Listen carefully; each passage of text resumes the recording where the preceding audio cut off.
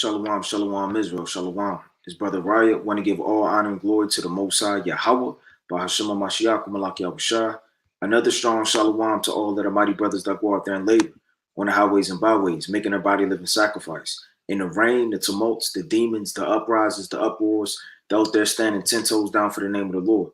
Another strong shalom to all of the mighty brothers that are not out there as of yet, but building themselves up, reading, praying, fasting, being diligent, right, doing everything they could do to magnify the Most High's name. Another strong shalom to all of the mighty Akwaf in this thing, that actually sincerely reverence their husbands, being teachers of good things to the children at home, being quiet, shamefaced, submissive, loving, steadfast, cooking, sewing, cleaning, doing all of the righteous acts of our foremothers on fire for the Lord. Another strong shalom to all of the mighty Akwaf that are not married as of yet, but they're building themselves up, reading, praying, fasting, being diligent, shamefaced, and doing everything they could do to magnify the Most High in the ministry. Another strong shalom to all of the mighty children in this thing, abstaining from all lust, concupiscence, peer pressure, on fire for the Lord. Last but not least, another strong shalom to the 12 tribes scattered abroad, reading, praying, fasting, making their body living sacrifice in the last days. Right now, I'm about to share my screen, and we're going to dive into an in-depth breakdown of Revelation, the 12th chapter. Right? And give me a strong con if you can see the screen. Give me a strong con if you can see the screen through the spirit. All right, we're going to dive straight into this thing. All right, let me get the book of Sirach, chapter 39. And we're commanded to go into prophecies in the last days. So if you're sick of brothers going into prophecy, you're sick of brothers going into breakdowns, are you sick of, right, the spirit of the Most High? Because the spirit of Yahushua is the spirit of prophecy. So you got to kind of check yourself and say, what am I reading? What am I giving my mind to? What am I diligently seeking out in the last days? Am I seeking out folly, madness, and stats and scores and things of this world, or am I seeking out the prophecies? You have to seek out graven sentences, dark parables, prophecies, similitudes. These are the things we're commanded to do. This is the book of Sirach, chapter 39, and verse 1. But he that giveth his mind to the law of the Most High. Meaning your mind has to be into these precepts. Your mind has not to be in this world. In this world, you're going to get sifted out. This world is going to lead you to your own lust, your own pleasures, covetousness, the lust of the eyes, and all things that you want, and it's going to sift you away. But if you have your mind in the commandments, the laws, you'll be perfect. You'll be diligent. You'll be upright. You'll be obedient. You'll be submissive. You'll be on fire. You'll be zealous. You'll obtain all the things that our righteous foremothers and forefathers have obtained. And is occupied in a meditation thereof. You got the occupant of this world, right, that talks about God knows what, and you got brothers, that's all they talking about is going into the precepts. All their conversation is of the Most High. The Lord said, don't let your conversation be of covetousness. Meaning all you talking about is what you're going to get, what you're going to do, how you're going to spend your check, right? These new pair of shoes, a chain, right? Things of this world. You're occupied in the precepts. It says, we'll seek out the wisdom of all the ancient. Who are the ancients? Right? All of our forefathers. Ezekiel, Daniel, right? Ezra, right? All of the men, John. These are the things we have to seek out and be occupied in prophecy. So you have to be occupied in prophecies in the last days. Right? Let me get this precept. Let's go to the mighty book. Right? Matter of fact, let's go to the mighty book. See what I want.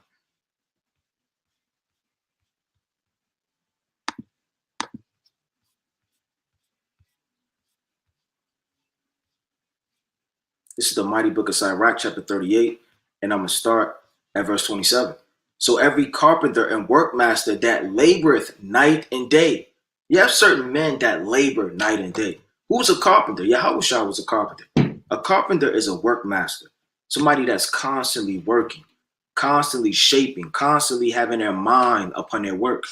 It says night and day, that they that cut and grave seal and are diligent to make great verity and give themselves to the counterfeit imaginary and watch to finish a work.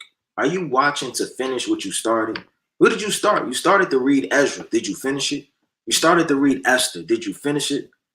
Right? You started to read these mighty books, man. You started to read Revelation. You started to try to get the breakdown. Did you finish it? You started to put your hand to the plow, to go out there and labor, pass out flyers, be diligent along with the brothers. Did you finish it? That's the whole point of this thing, man. Finishing the race, finishing what you put your hand to, watching, making sure that you're diligent, being occupied in prophecies. This is what it's all about in the last days, right? Let me go to the book of Revelation. This is the mighty book of Revelation, chapter 12, in verse number 1. And it reads, "And there appeared a great wonder in heaven." Now, when you read the scriptures, you have to decipher what's physical and what's literal, what's a similitude and what's something that the Most High is breaking down, right? Is this a physical heaven? Is this a physical earth? Is this a physical stars? Is this physically a crown? Is this physically the sun? Because when you read Revelation, it hops in and out of time, right? It's a similitude. It's a mystery. You'll read it and you may get lost in it from what's literally there and real and what's a similitude and paint it out for a darker understanding for you to dive into. Now it says, "And there appeared a great wonder in heaven, a woman clothed with the sun and the moon under her feet, and upon her head was a crown of 12 stars." So that woman in heaven clothed, when you're clothed with something, that's talking about that's your spirit. That's who you are. Because Adam and Eve, they were naked. You understand? Right? When they got uncovered through sin. You have certain men that'll make you naked through sin, right? Which is shame. You may be clothed with the understanding of this world. And the Lord said, "Put upon thee a double garment." When you read the book of Baruch, the 5th chapter. So a garment is protection. It's the spirit of the Lord. It's what you're in. Job said in the book of Job, chapter 29, "Put on righteousness, and it clothed me." So if a woman is clothed in something, or a man rather, whatever the case may be, they're clothed with whatever spirit they're in. Right? Let me get this real fast. Let's go to the mighty book of Job. It's the mighty book of Job, right? Chapter 29. And I'm going to go to verse 14. It says, "I put on righteousness, and it clothed me." So when you put something on, it'll clothe you, man.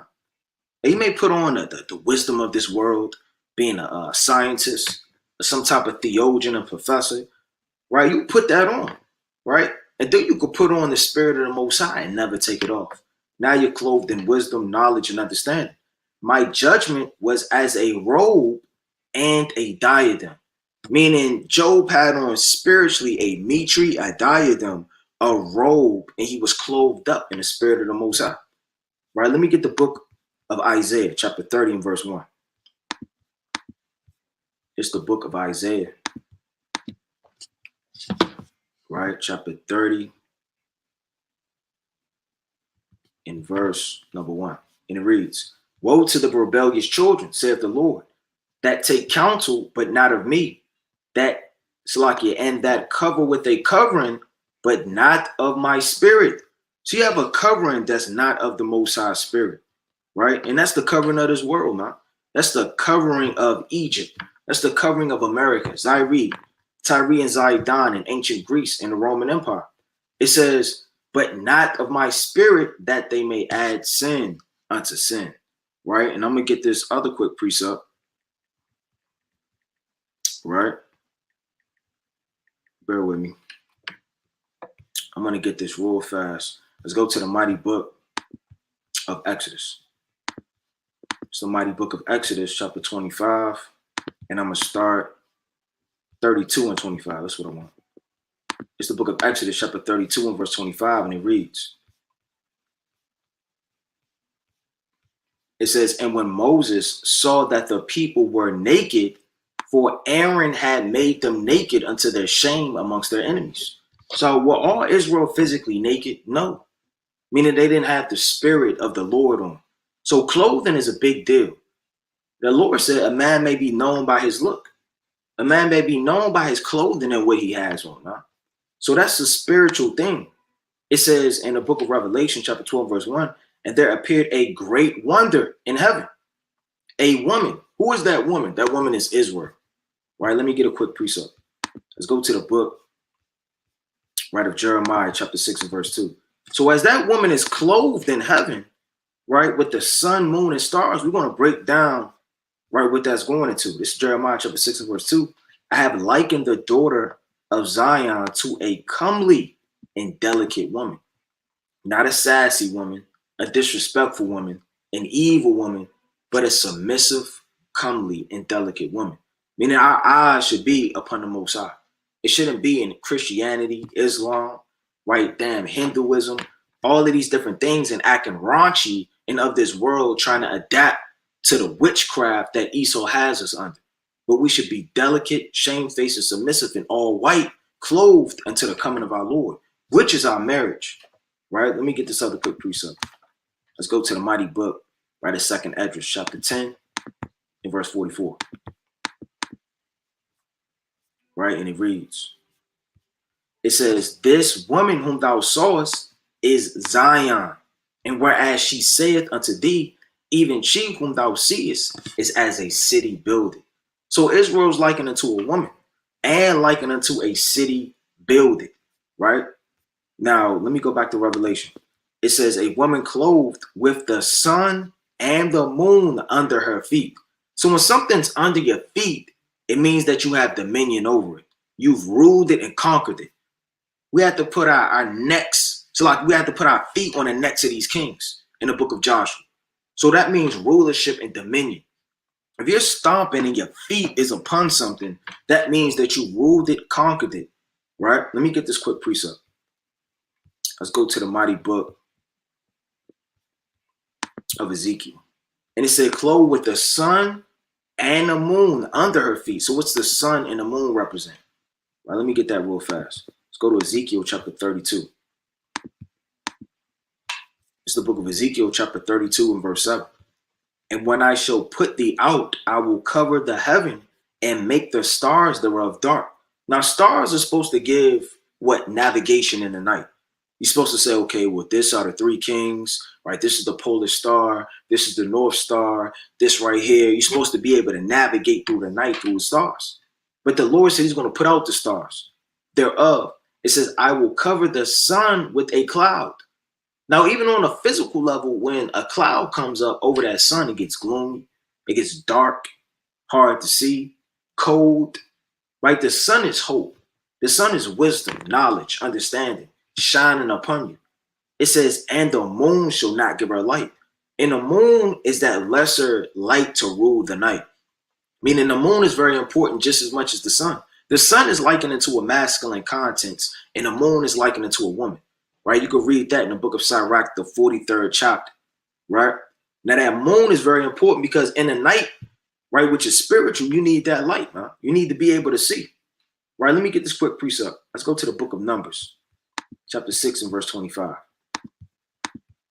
It's the book of Numbers, chapter 6 and verse 25, right? And it reads, the Lord maketh his face shine upon thee. So it's important that your face shine and you see the sun come out on a spiritual level, right? That's not talking about, right, we're blessed when the sun physically shines, or whatever the case may be. When the Lord maketh his face to shine upon you, that's wisdom, knowledge, and understanding. And then rivers of oil being poured out through the Spirit. Right, let's go to Revelation chapter 10 and verse 1. Now, what would this angel liken it to? This is Revelation chapter 10 and verse 1. And I saw another mighty angel come down from heaven, clothed with a cloud, and a rainbow was upon his head, and his face was as it were the sun. Meaning what? He had wisdom. That's what that's talking about. His face was as it were the sun. Meaning he shined. Moses had so much wisdom when he came off the mount, he had to cover his face with a veil. Why? Because his face shined. That's all spiritual. Right? Let me get that real fast. Right, I'm thinking of a lot of precepts right now. Let me get the book of 2 Corinthians chapter 3. Right, this 2 Corinthians chapter 3 and verse, right, number 13.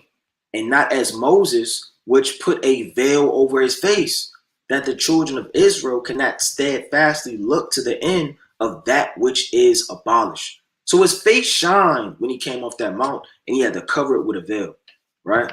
That physically happened.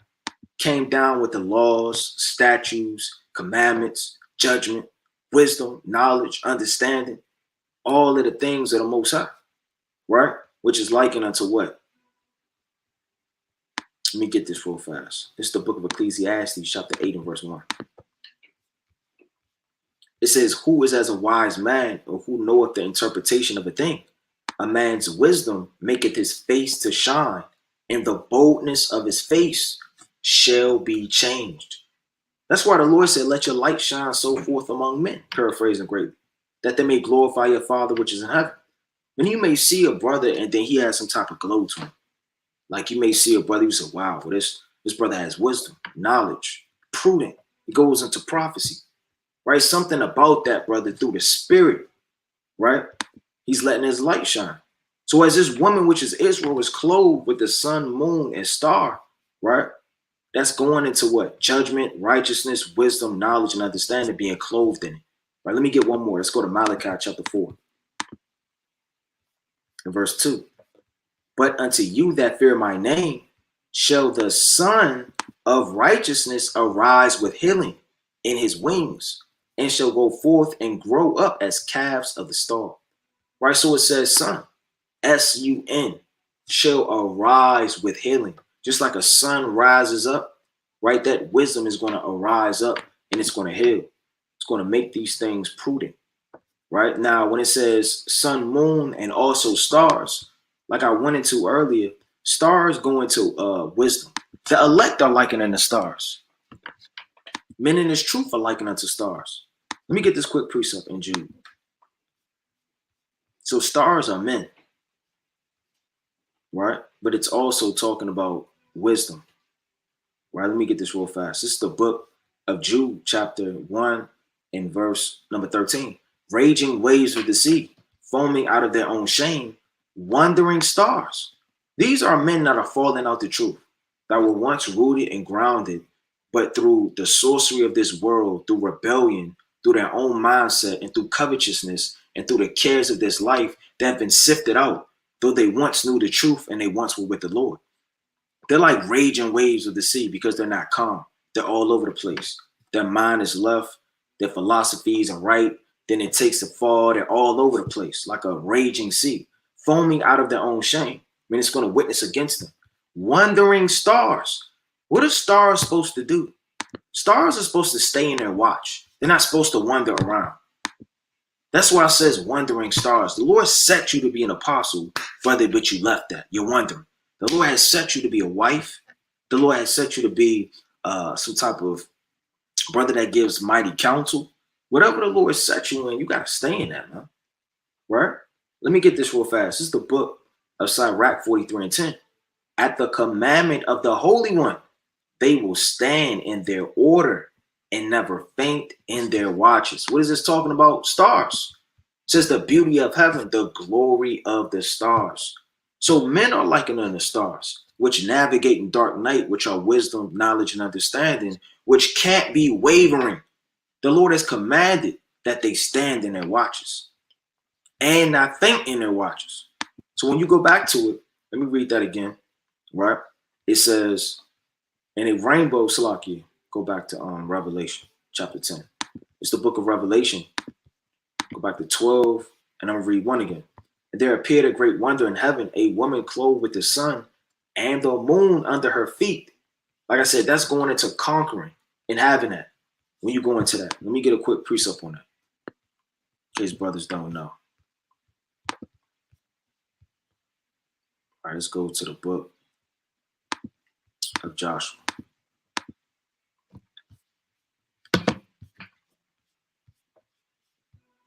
All right, let's start at verse 24. And it came to pass when they brought out those kings unto Joshua, that Joshua called for all the men of Israel, and aside unto the captains of the men of war, which went with them, come near and put your feet upon the necks of these kings. Meaning a king is somebody high up of authority. So as you to put your feet upon them, that's dominance and rulership upon them. And they came near and put their feet upon the necks of them. So they ruled them. They conquered them. They were over them. Right? Let me get another quick precept. All right, let's go to the mighty book of Hebrews, chapter 2. It's the book of Hebrews, right, chapter 2. And I'm going to start at verse 8. It says, thou hast put all things in subjection under his feet. All things are under Yahweh Shai's feet, meaning what he has rulership over them, dominion over them, strength over them, honor over them. For in that he put all things in subjection under him, he left nothing that was not put under him.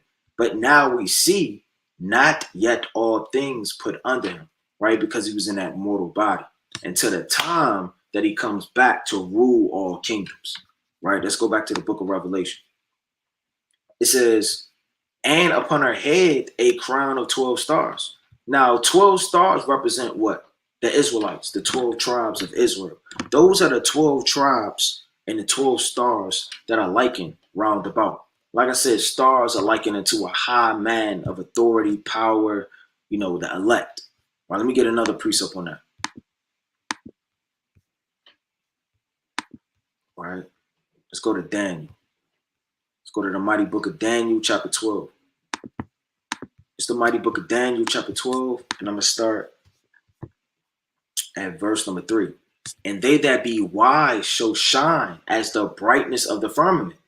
So the Lord likens wisdom unto shine. And they shall turn, and they that turn many to righteousness as the stars forevermore. So the Lord said in the resurrection, men are going to be like stars forevermore. And then they're going to forever shine and stand in their watches and navigate in hope. Right? Let's go back to the book of Revelation. Right? Chapter 12 and verse number 2. And she being with child cried, travailing in birth and pain to be delivered. So on one fold, this is talking about Mary, Yahweh Shai's mother. But on another fold, this woman that we read about in verse 1 is likened unto Israel, having birth and having a child. Right, let me get this quick precept. Let's go to the book of Isaiah, chapter 66. So Israel could give birth. Is not Jerusalem the mother of all things? A mother is likened unto a landmass, and inhabitants in that landmass, that will be their mother. The Lord told us in the book of Ezekiel, chapter 12, so like in chapter 16 and 2, right? We're likened unto our mother, our father, being an Amorite and a Hivite. That's not literal. The Lord said in the book of Jeremiah, the 50th chapter, that the Chaldeans' mother should be sore, confounded. Is that talking about Chaldea? All of their mothers are going to be confounded, and they ain't going to know what's going on. And they're going to be crying and ripping out their hair. No, the mother is the landmass. Let me get that real fast. Right, I'm thinking of a lot of precepts. Salaki. Let me pull the one I'm thinking about right now. It's the book of Jeremiah, right? Chapter 50. And I'm going to start at verse 10. And Chaldea shall be a spoil, and all spoil her shall be satisfied, saith the Lord. Right? It says, because ye were glad, because ye rejoice, O ye destroyers of mine heritage, because ye are grown fat as an heifer at grass and bellow with bullies. Your mother shall be sore confounded. Who is he talking about? Chaldea. That's not talking about all little women. The mother is the landmass. Your mother shall be sore confounded. She that bared you shall be ashamed. Behold, the hemmost part, right? So like the hemmost of the nation shall be a wilderness and a dry land and a desert. Let's go to the book of Isaiah, chapter 66. It's the book of Isaiah, chapter 66. And I'm going to start at verse 7. Before she travailed, she brought forth. Before her pains came, she was delivered of a man-child. Right? This is going into Israel through the Spirit. So Israel has birth. It says, who have heard such a thing, who have seen such a thing, shall the earth be made to bring forth in one day, or shall a nation be born at once? For as soon as Zion travailed, she brought forth her children. So that woman on one fold is talking about Zion, which is Israel, and on another fold is talking about Mary, the mother of Hamashiach Wamalak Yahushua. right? It says in verse 3, and there appeared another wonder in heaven. So John is seeing all of these wonders through the hand of the Most High in a vision. And behold, a great red dragon having 7 heads and 10 horns and 7 crowns upon his head. What is this talking about? What is this great red dragon? Now, I want to pull this up in a blue letter. All right?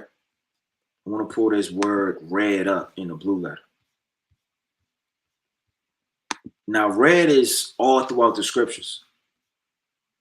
Many of times, many of places. But you only have in this context, right? Salakia. I'm going to pull this up real fast.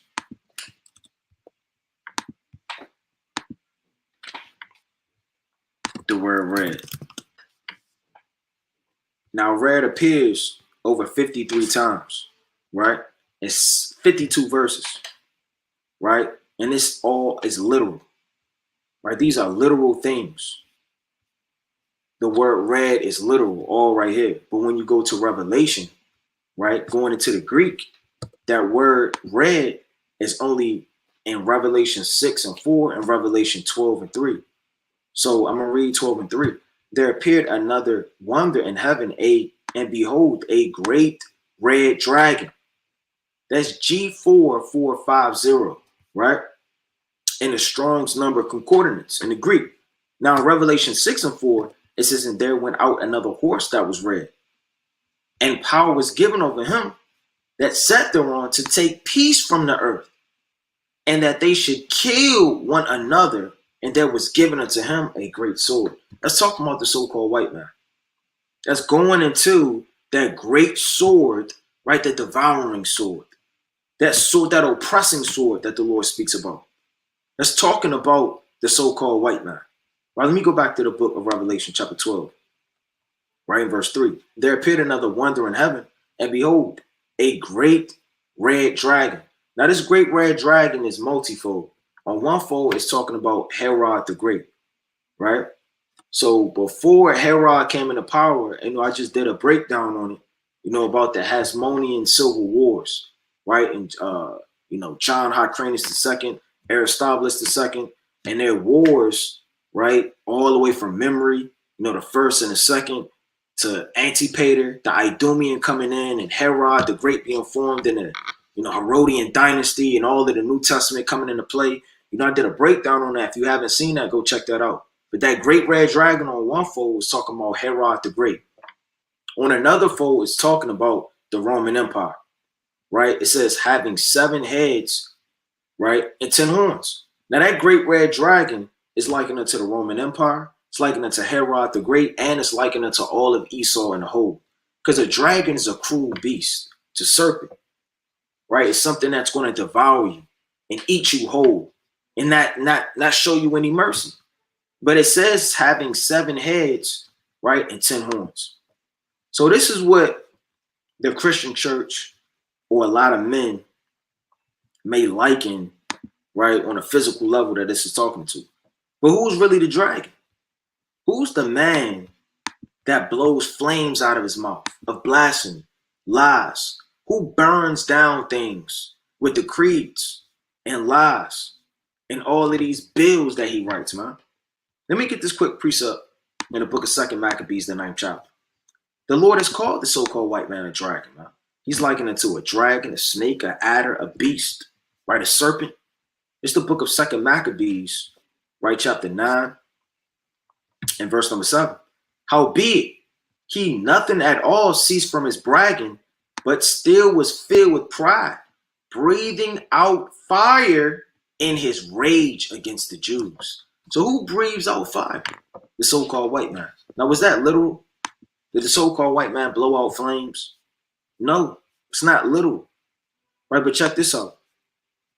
In Greek mythology, in Roman Empire, and all of these different things of cartoons and characters, they breathe out dragon. It's like they breathe out fire. But this is a physical dragon, man, that we're looking at. The Lord is talking about the so-called white man.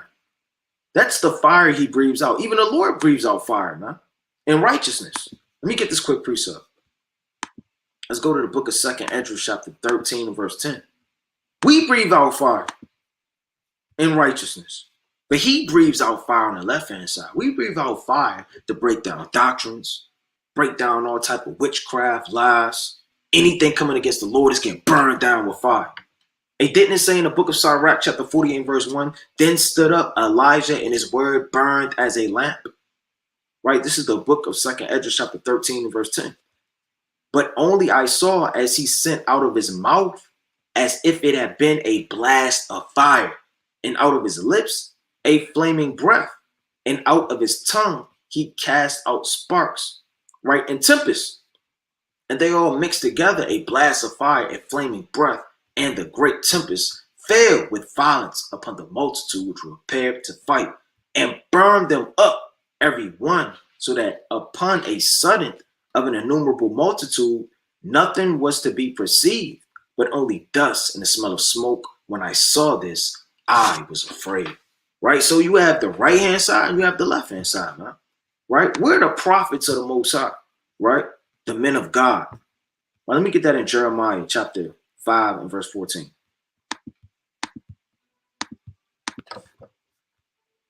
Right? And it reads, it says, wherefore thus saith the Lord God of hosts, because ye speak this word, behold, I will make my words in thy mouth fire, and this people wood, and it shall devour them. So what you speak becomes fire. So you can speak things that are toxic, venomous, that'll burn you, lies, Christianity, false doctrines, or you can speak things that are going to burn this earth to shreds, right, through the hand of the Most High, and purify it through Hamashiach or Malak Yahushua. Right, going back to it, it says a great red dragon having 7 heads and 10 horns. Now the 7 heads would be the strength of this man's rulership, right? French, Spain, Germany, Russia, Greeks, Roman, and the Great Britain, right? You have the 10 horns, which are the common market, right? The European Union. Now, going into this, it says, and 7 crowns upon his head. Crown just mean you conquer. These are kingdoms. Every king has a crown, and he gets that crown upon his head. Even the Lord is going to place crowns upon our head. Now, let me go into these 7 heads, right? And these 10 horns. Let me get this real fast in the book, right, of Revelation. Right, I got a lot of precepts I'm thinking of. All right, let's go to it. Let's get the book of Revelation, chapter 17. And I'm going to start at verse number 10. And there are 7 kings. The 7 kings is the same thing that it's talking about when you read the book of Revelation, the 7 heads. You have 7 kings, you have 7 heads. And there are 7 kings. 5 are fallen, right? So during this time, this is the Roman Empire. But 5 are fallen, right? Spain, Germany, Greeks, right? Great Britain, right? When you're going into this, you got the Roman Empire that's standing right now. The Russians are to come, right? But all of those other kingdoms during the Roman conquest got taken down, which are the 5 kings that fell. And the one is talking about what? The Roman Empire, because that's still around during the time of John. And the other is not yet come, talking about Russia into power and totality. And when he cometh, he must continue. So like a short space, right?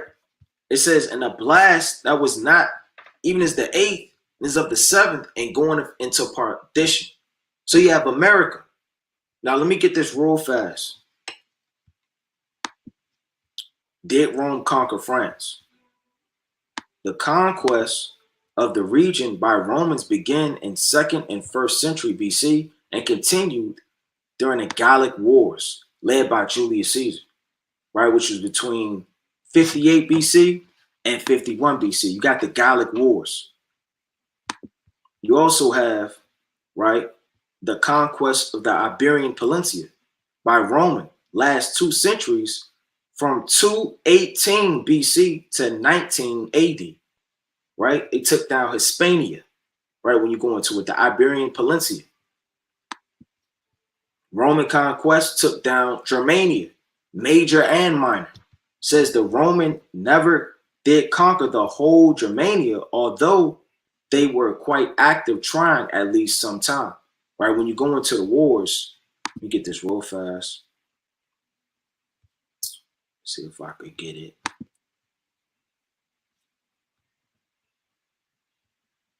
Right? And we're not going to read all of this, but nevertheless, there you have the Germanic tribes and you have the Roman Empire. Right? The Climbrian War. Right? You also have, the classic wars that we go into during the Alexander the Great, right? In 146 BCE, Romans had conquered the Greek states. Heavy taxes were prepared by the provinces to support, right, the luxury of Rome and conquer the people, right? So you got the Battle of Gaugamela. You also had the Roman conquest of Britain. The Roman invasion of Britain, the earliest campaigns, right, 43 to 7 in AD 43, the Roman Emperor Claudius launched an invasion of Britain. So when you go into this man's wars, I was looking at this earlier, 40 maps that explain the Roman Empire, how there was the rise and fall of the Roman Empire from the barbarian and invasions, the fall of Rome, the fire of Rome, right? Going into all of these things, how I got burned with fire, overtaken, to how it climbed up the ladder, taking down all of these nations, the province of Rome in 117, how it just continues to grow over time. The rise of Rome, Italy before the Roman conquest. So look how small it was, Italy, before the Roman conquest. Yeah, what they call the Celtic, right, people, Germanians, so like it bear with me, the Celtic people, the barbarian, Greek estate, and Romantic tribes, like they try to speak about, right? The Roman conquest of Italy. So Rome just kept growing and growing and growing, right? Iberian tribes, Galaic tribes, Germania tribes, Slavic tribes, and it started to conquer the new, right, known world. Hannibal attacks Rome with elephants, Romans' military power and structure. And check this out. How August tamed the Roman legion. So this is a big deal, right? Julius Caesar conquers Gaul.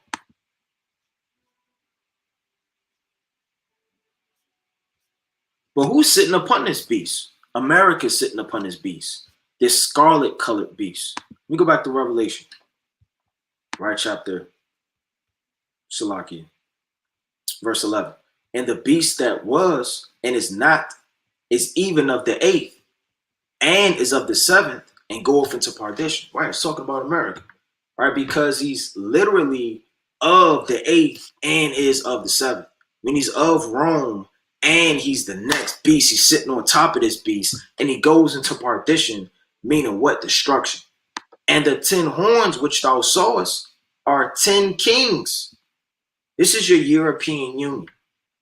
The European Union started off with these 10, and then it grew unto more, which have received no kingdom as of yet, but receive power as kings 1 hour with the beast. 1 hour with the beast is a short time and a short reign. That's what 1 hour is going into. It's not a physical hour. And it's not physically, you take 60 minutes, you divide that. No, an hour is a dispensation of time. Like the Lord said, it was silence in heaven for the space of an hour, right? Paraphrasing greatly. It says, but receive power as kings 1 hour with the beast. Meaning they received power alongside to reign with the beast, which is America, in a power seat, right? Let me get this real fast. Let's go back to Revelation. It's the book of Revelation, chapter 12 and verse number 3. Let me read that again, right? It says, and there appeared another wonder in heaven, and behold, a great red dragon having 7 heads and 10 horns. Now, horns represent strength in an empire, right? Let me get this real fast. In the book of Psalms, that's what a horn represents. Like you got the horn and strength of a unicorn, The Lord said he had horns coming out his hands in the book of Habakkuk, the 3rd chapter. Right? The Lord said he will break and cut off all of the horns of the wicked. These are their strength. Right? Let me get this real fast. It's the book of Psalms, chapter 75, verse 10. All the horns of the wicked also will I cut off, but the horns of the righteous shall be exalted. So you have two type of horns. It's always a just balance. The righteous, the wicked. Jacob, Esau. You understand? It says you got the horns of the wicked. So the horns of the wicked are their strength. But then you have the horns of the righteous. The horns of the righteous are what? Huh? Let's get it. Let's go to the book of Habakkuk. Let's see who our strength is. We know who their strength is. Satan. This is the mighty book, right? Of Habakkuk chapter 3 and verse 4. It says, and his brightness was as the light, talking about Yahushua. He had horns coming out of his hand. And that's that little, no, his hands is his work. And out of his work, it will be strength. And there was the hiding of his power. Meaning nobody truly knows the power that the Lord is coming in. Man. You may think you know the Lord. That's why it says he had a name right there no man knew, but he himself. That's not literal, right? That's spiritual, because you don't know the power and what he's really coming in and what he's about to do. We know it in part. It's the book of Revelation, chapter 12, right? In verse, you see if I want to get one more precept on that, right? It says, I'm going to touch on that last part, had crowns upon their heads, meaning these were the kingdoms, right, of those 7 heads. And his tail drew the 3rd part of the stars of heaven. So if he's likened it to a dragon, dragons have tails. Again, this is not literal, right? This is not a beast that's going to come upon the earth. Hey, man, if you're in Christianity and you really don't know what's going on, right, you're going to be taken by storm. Right? You may think, damn, Jumanji is coming out in the last days and all type of things that are never going to happen. And it's going to corrupt your understanding and cause you to be led away, man. Right? Let me get this real fast. Bear with me. So you had that dragon, right, that blows fire. And it says his tail drew a 3rd part of the stars of heaven. Right? We're about to dive into that. Right? It says, and his tail drew a 3rd part of the stars of heaven and did cast them to the earth. And the dragon stood before the woman which was ready to be delivered for to devour her child as soon as it was born. Right? So let's dive into it. Let me get the book, right, of Matthew. Let me get this real fast. Chapter 2. So this is talking about Herod the Great. Now, Herod the Great, he had a massive persecution where he was killing the Jews when you go into the history. And the tail drawing a 3rd part of the stars. The stars are what? Israel. Because when you go back to verse number 1, those stars are the 12 stars. So out of that 12 stars, 3 of them, which is Judah, Benjamin, and Levi. You got the southern kingdom and you got the northern kingdom. Now his tail, which is a part of his wicked body, had drew, meaning cast down, 3 of those stars. Now during the time of the New Testament, a lot of our people were already scattered, the northern kingdom, throughout parts of the earth. Everyone wasn't living in the parts, right, of Judea. Right, I want to get that real fast just to prove that. Our people were all over the face of the earth. Well, let me get the book of Acts. It's the book of Acts, chapter 20, and verse number 1. It says, and after the uproar ceased, Paul called unto him his disciples and embraced them and departed for to go into Macedonia. And when he had gone over those parts, he had given them much exhortation. He came into Greece. So you got Macedonia, Greece, reading on.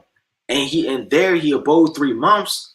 And when the Jews laid wait for him, as he was about to sail into Syria, right? So he going to Macedonia, Greece, Syria, and he proposed to return through Macedonia. And there he accompanied him into Asia. So Peter and Berea, and of the Thessalonians, and Archus, and Sethius, and Gaius of Dabri, and Timotheus, and of Asia, Titreus and Trophimus, right? These going before tarried for us at Trophimus. So Paul's going all over teaching. He's not just teaching in Jerusalem. He's not just teaching in Israel. He's all over the place because the Jews, right, along with the northern kingdom, were scattered abroad, right? Going back to it, let me go to the book of Matthew, right, chapter 2. It's the mighty book of Matthew, chapter 2, and I'm going to start at verse number 16. It says, then Herod, when he saw that he was mocked of the wise men, was exceedingly wroth. Because he wanted to find out what the Lord was, man. How can I take down the Lord? Because when you go into the history, he had just taken down, a memory, right? Which is of the royal seed, right, of the Hasmoneans, right? What coming all the way from Mattathias and all of his sons. 5 sons till you get down. And he had chopped down the royal line so that can kill off all the Jews that he can reign. So with his mentality, even now during this time, he's thinking about, well, who's next up? I killed the priest in the royal line. Who else could be the king? Yahweh Shah is on the scene. Let me take him down. Let me continue to rule and reign over the Jews. It says, and sent forth and slew all the children that were in Bethlehem. So he killed them all, man. And slew all of the children that were in Bethlehem. It says, and in all the coasts thereof, from 2 years old and under, according to the time which he had diligently inquired of the wise men. That's his tail drawing the third part, right? He took down these men. He took down these children. He cast them out, right? It says, and his tail drew the third part of the stars of heaven and did cast them to the earth. And the dragon stood before the woman which was ready to be delivered for to devour her child as soon as it had been born. That's exactly what Herod did. He stood breathing and lusting and waiting for Mary to give birth, that he may do what? That he may seek the child's life, right? Let me jump down. This is the book of Matthew chapter 2 and verse 20. Right? It says, I'm going to start at 19. But when Herod was dead, behold, the angel of the Lord appeared in a dream unto Joseph, saying, arise and take the young child and his mother and go into the land of Israel, for they are dead which sought their young child's life. Because Herod sought to kill the Lord. So look, man, he's gone. You can go back, right? Now let me get this last precept real fast.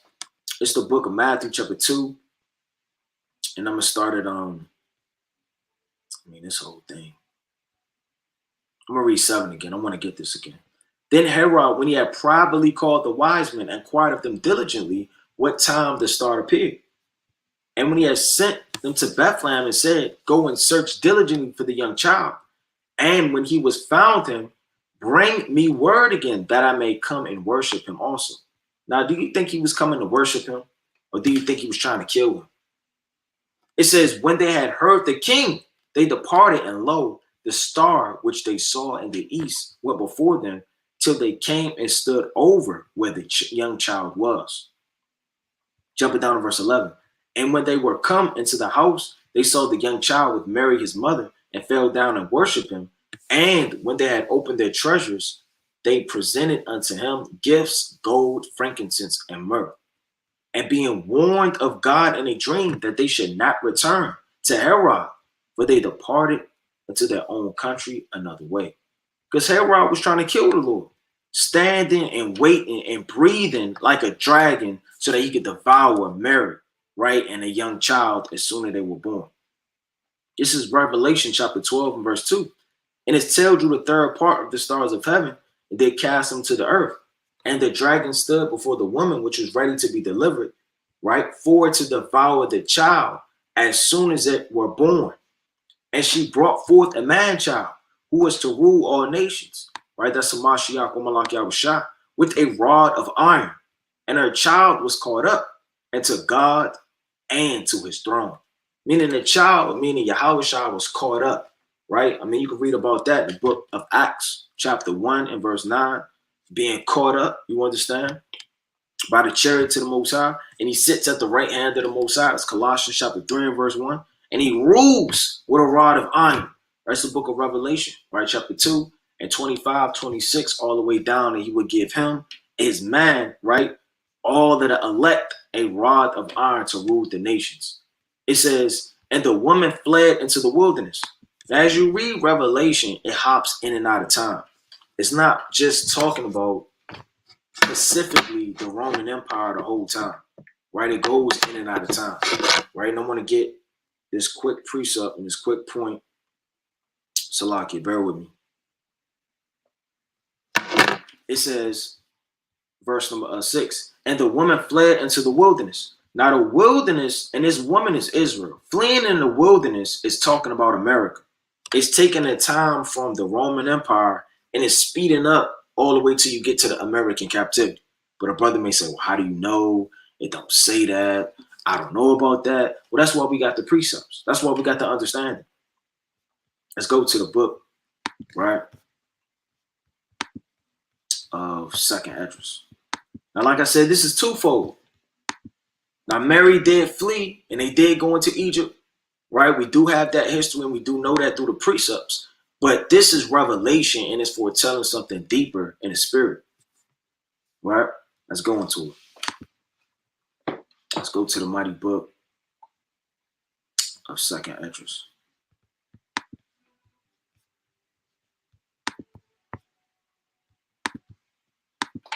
The Second Esdras, chapter 16, and I'm going to start at 60. It says, in the desert have he made springs of water. So a desert is what? A dry place. There's no knowledge, no wisdom, right? There's no precepts. There's no prophecy. There's no leadership. There's no guidance. In a wilderness, all you have the sun smiting on you, which is affliction. Creepy, doleful creatures you know nothing about, praying and stalking you and watching you like eagles, cons, vultures, snakes, adders, and all type of things trying to feed on your flesh and your blood as you die of thirst. The Lord said, in the desert have he made springs of water, meaning he could make a way out of nowhere.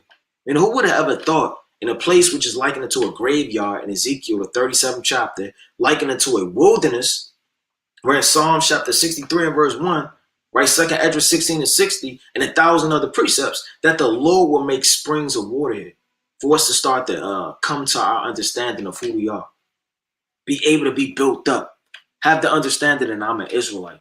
I'm from the tribe of Judah, and I'm from the tribe of Levi. I'm from the tribe of Ephraim, right? I'm from the tribe of Manasseh. It says, and pools upon the tops of the mountains, that the floods might pour down from the high rocks to water the earth. Meaning what? The Lord can make the desert and the high places of the earth melt down and start to water the earth. And what's watering the earth? That's Jake waking up in Africa, Jake waking up in North America, South America, right? In Ireland, right? All the way in Antarctica somewhere, man. Cold, right? With the precepts, shaking the hand with the glove on, the seals going crazy, hopping around, right? The Lord can do it all through the spirit. Well, let me get this quick precept. Let's go to the mighty book of Psalms, chapter 63. It's the mighty book of Psalms, chapter 63, and verse number 1. It says, O God, thou art my God. Early would I seek thee. My soul thirsteth for thee. My flesh longing for thee in a dry and thirsty land where no water is. So the Lord said he likened us unto a wilderness as a dry and thirsty land where no water is, man. There's no water in this place. Where's the water at? Esau ain't giving you water. All Esau is giving you is more affliction, more dust, more dirt, more choke to where you can't breathe. Hey, didn't David say, my heart panteth after thee, after the water brook? In the book of Psalms, chapter 42. Your heart has the path after the Lord. Path meaning you need water, like a dog with his tongue out. You just pant. You need that water. You're thirsting for that water. This is Psalm chapter 42 and verse 1. As the heart panteth after the water brook, so panteth my soul after thee, O Yahweh. So, yo, if your soul's not panting after the Lord and you're not thirsty, you got to question, man. Am I really in this truth? Because somebody that's not in this truth, they're not going to think they're in a desert. They're going to think that they're getting something to drink. They're going to think that poison from that snake that's seeping in their mouth, or God knows what else, blood from a carcass that they're drinking to survive, and all of the wicked devices he have given you to survive here is going to sustain you. Verse 2, my soul thirsteth for God, for the living God, and when shall I come and appear before God? Meaning, when am I going to come? Hey, David was so thirsty, he was drinking his tears. Look at this, verse 3. My tears have been my meat day and night. He's so thirsty, crying for the Lord, that while he was waiting on the water, he was drinking his tears. It says, why they continually say unto me, where is thy God? Let me get this quick precept in Psalms, right? Chapter 65.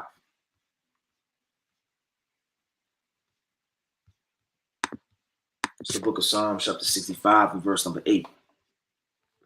They also that dwell in the uttermost parts are afraid at thy token, right?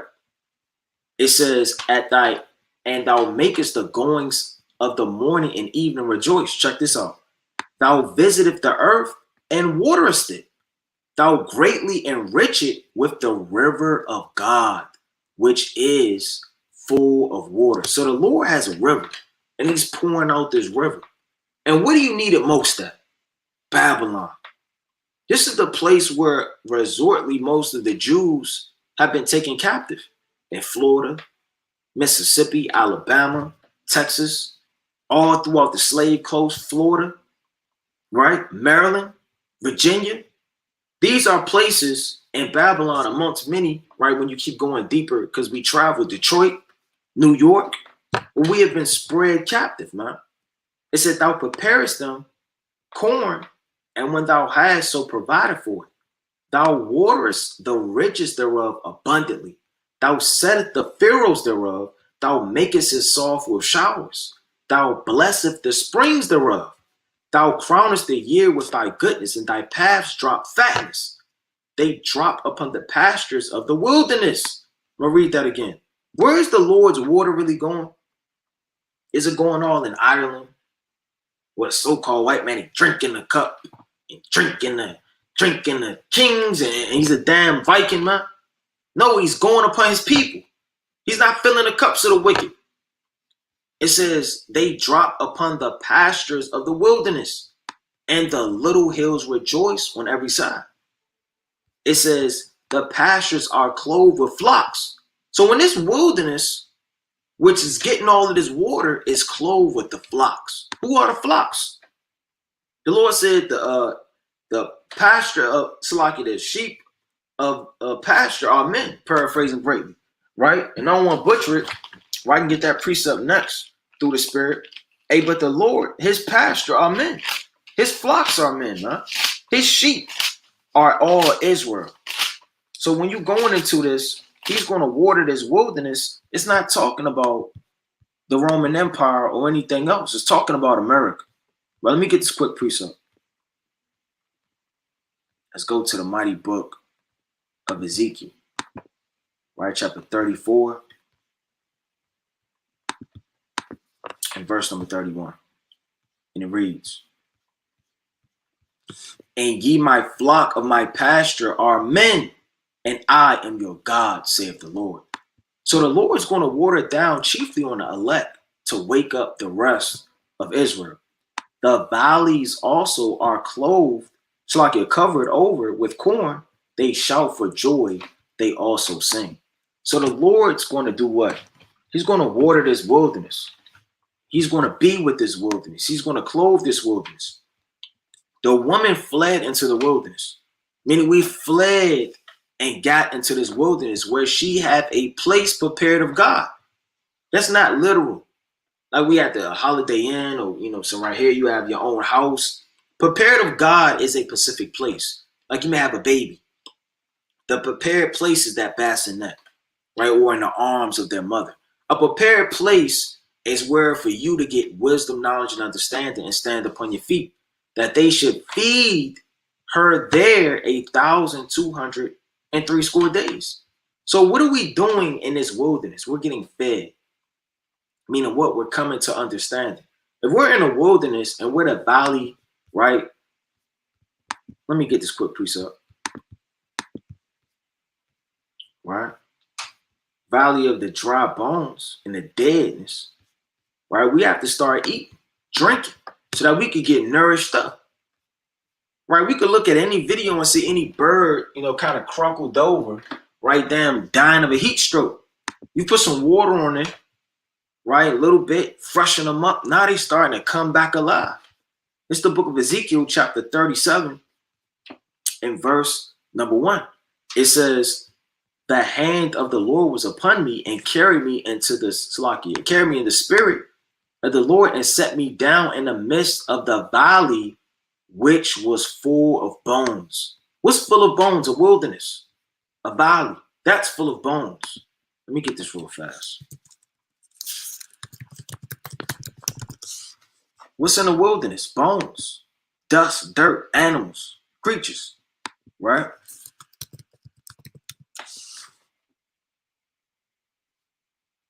Look at this. You don't think carcasses are in the wilderness? Of all creatures, as we walk through different terrains which know of not. And that's how it is in America.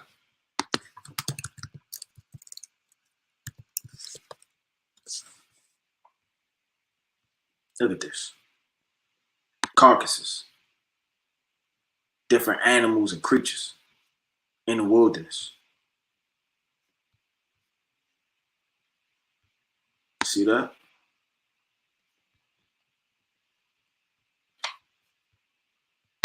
Right? It said, which was full of bones.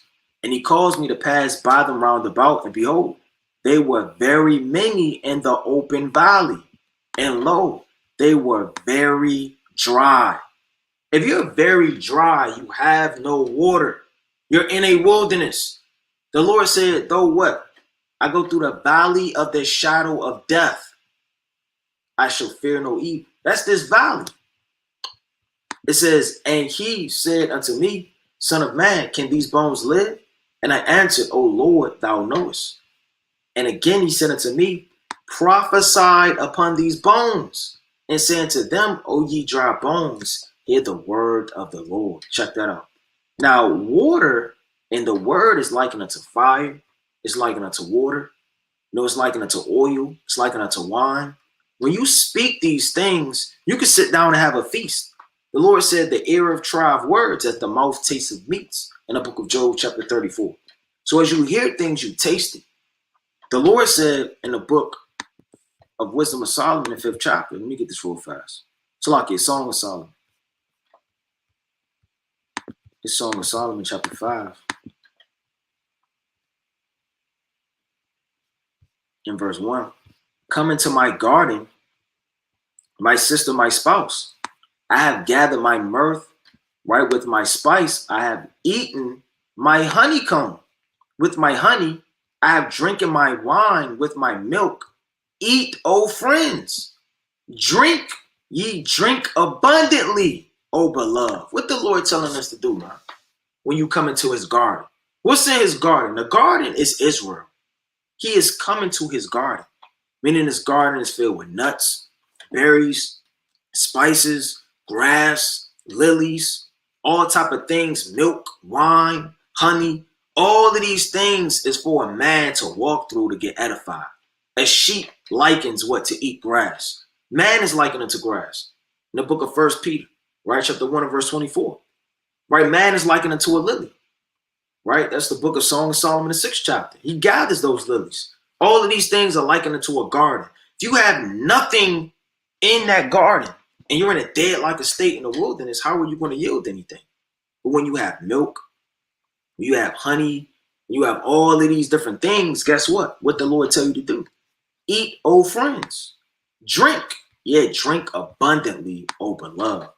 Meaning when you prophesy, you have to eat and take this word. You have to lay it to heart. so that you may be built up through the spirit and power of the Most High. It says, prophesied upon these bones and saying to them, O ye dry bones, hear the word of the Lord. Thus saith the Lord God unto these bones, behold, I will cause breath to enter into you, and ye shall live. This is the point I want. And I will lay shrooms upon you, right? That's veins and all type of shrooms and things wrapped around your flesh. And I will bring up flesh upon you and cover you with the skin and put breath in you, and ye shall live, and ye shall know that I am the Lord. Right? That's all of the Most High bringing Israel in. So as we're in this wilderness, we're getting fed and nourished up upon our feet through the hands of the servants of the Lord, the prophets, the apostles, but chiefly Hamashiach wa Malak Yahushua. It says what? For 1,203 days. Right? Let me touch on that real fast.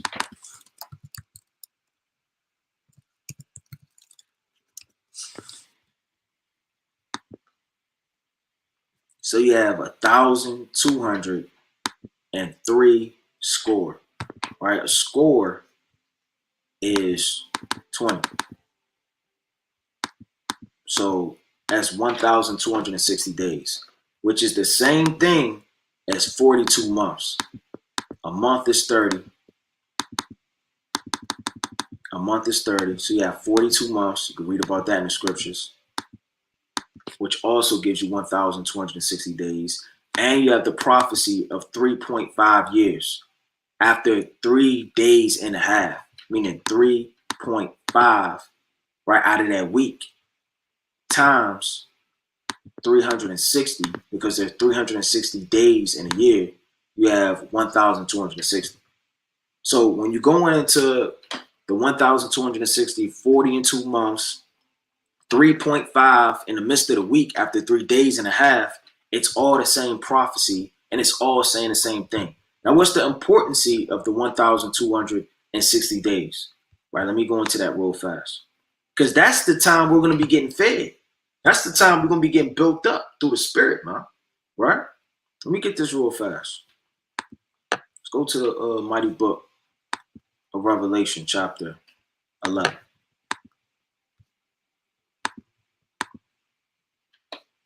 It's the book of Revelation, chapter 11, and verse number 3. I'm going to start at 2. But the court which is without the temple leave out and measure it not, for what is given unto the Gentiles, and the holy city, which is Israel, shall they tread underfoot. That's another precept going into feet, then ruling over you and having dominion over you. Right? In the holy city, should they tread underfoot 40 in 2 months. So we're going to be getting tread underfoot and broken down and beaten and ruled over for 40 in 2 months. Right? But check this out. And I will give power unto my 2 witnesses. The 2 witnesses are Israel and Judah. Right? On one fold, got Joshua and Zerubbabel, and you got Elijah and you have Moses on another fold. Right? It says, but the main fold, the 2 witnesses are Judah and Israel. And they shall prophesy 1,203 days, clothed with sackcloth. Meaning in the midst of us waking up and getting watered upon our feet, that's the time we're going to be prophesying. 1,260 days. As we're prophesying, we're clothed in sackcloth. Meaning what? We're prophesying destruction, right, of our people. You know what? Our people have been slain. They have been robbed. They have been killed. We're not prophesying things really to where we're experiencing the things that we're reading about in the scriptures. Right? It's experienced when you read the book of Zechariah, the 8th chapter, that our children are going to be playing in the street in the kingdom. We haven't seen that yet. We haven't seen the chariots beam up all of Israel. We're prophesying things clothed in sackcloth. We're going into the curses. We're going into destruction. We're going into our people being destroyed. We're going into how we've been deceived, manipulated, lied against. We're clothed in sackcloth.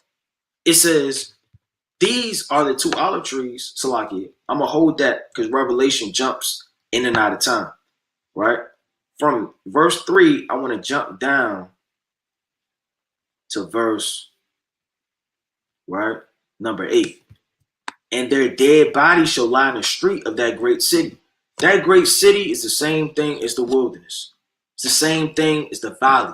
It's the same exact thing, right? Those dead bodies are in a wilderness without any water, which is spiritually called Sodom and Egypt. Why is it called Sodom and Egypt? Sodom, it rained down fire and destroyed it. It was a land full of mischief, homosexuality, and lies. Till the Lord had to take out the righteous, Lot and his family, right, which is that remnant, and destroyed Sodom and Gomorrah. Egypt, right, that's our first captivity, and spiritually our last captivity, where also our Lord was crucified. How was Yahushua crucified in Egypt? Why? Because his image was crucified. He is known as the so-called white man, right? He is Caesar Borgias, right? He is the son of Pope Alexander, right? He is all of these things crucified as a white man, a homosexual, a faggot, right? That's not the Lord. His image was crucified here, man. That's not who they paint the Lord out to be. The Lord is a man of war. Yahweh is his name. Yahweh Shai is coming in the image of the Most High God. So if you crucify the Lord, and they crucified us. They painted us to be niggas, gangsters, idiots, hoodlums, and all we do is let them shoot and have our pants hanging off our ass, man. They crucified our image, right? Check this out. And they of the people and of the kindreds and the tongues and nations shall see their dead bodies 3 days and a half. Meaning what? We're going to be dead in its lowest state for these times when we're getting nourished up. So it's a time frame of us coming upon our feet, us building knowledge, wisdom, right? Those dead bodies coming to life, certain dead bodies staying asleep, right? It says 3 days and a half. Now, the 3 days and a half, like we went into the calculator, you got 3.5, right? 3 days, and then a half will be the 0.5. That's 1,260. So these things are saying the same exact thing, right? It says, so like, let me go back to that. And shall not suffer their bodies to be put in graves. I mean, they don't care about us. They're not going to give us a proper burial. They're not going to lift us upon our feet. They're not going to help anything from us. And they that dwell upon the earth shall rejoice over them and make merry and shall send gifts one to another, because these two prophets tormented them that dwell on the earth. So they're going to make merry and greatness that were in the dead like a state until we come back upon our feet. Check this out. And after 3 days and a half, the spirit of life from God entered into them, and they stood upon their feet. Meaning after 1,260 days, guess what, man? The Lord is going to cut off certain wisdom upon the earth. The Lord said, then shall wit hide itself and withdraw itself into its secret chambers. When you go to the book, right, of Second Esdras, the 5th chapter, wit is going to go to its secret chambers. Wit is talking about wisdom. You're not going to always be able to see the prophets of the Lord and get this wisdom and understanding from the men on the highways and byways. So after 3 days and a half, the Lord's going to cut off the prophesying of the two witnesses, meaning you're going to have a famine of the word, and either you got it or you don't. Either you ate all this time and stood upon your feet as an army, or you're going to be lacking into a lower state and dead, right, while everybody else, right, is standing upon their feet. Right? And fear fell upon them which saw them. Standing upon their feet is talking about when the Lord prophesied in Ezekiel, the 37th chapter, it was an exceedingly great army. That great army is those men standing upon their feet after they have fed and got the nourishment that is talking about in Revelations, the 12th chapter. Great fear fell upon them are all the nations, right, which see us afar off, chiefly Esau. It says what? And I heard a great voice from heaven saying unto them, come up hither. Now that's skipping a lot of timeline of prophecies going kind of in and out. But nevertheless, once the elect is sealed, the prophecies of teaching on the highways and byways and fishing for men has ceased. Guess what? It's at the time for all destruction. And at any given second, you're going to hear the Lord say, come up hither. Right? Going back to the book of Revelation. All right? Chapter 12 and verse number 7. Right, and it reads, and there was war in heaven. So now it's jumping out of time again, going into something else, right? Like Revelation 20, right? Revelation 6, right? You have various chapters of Revelation going in and out of time, the various things.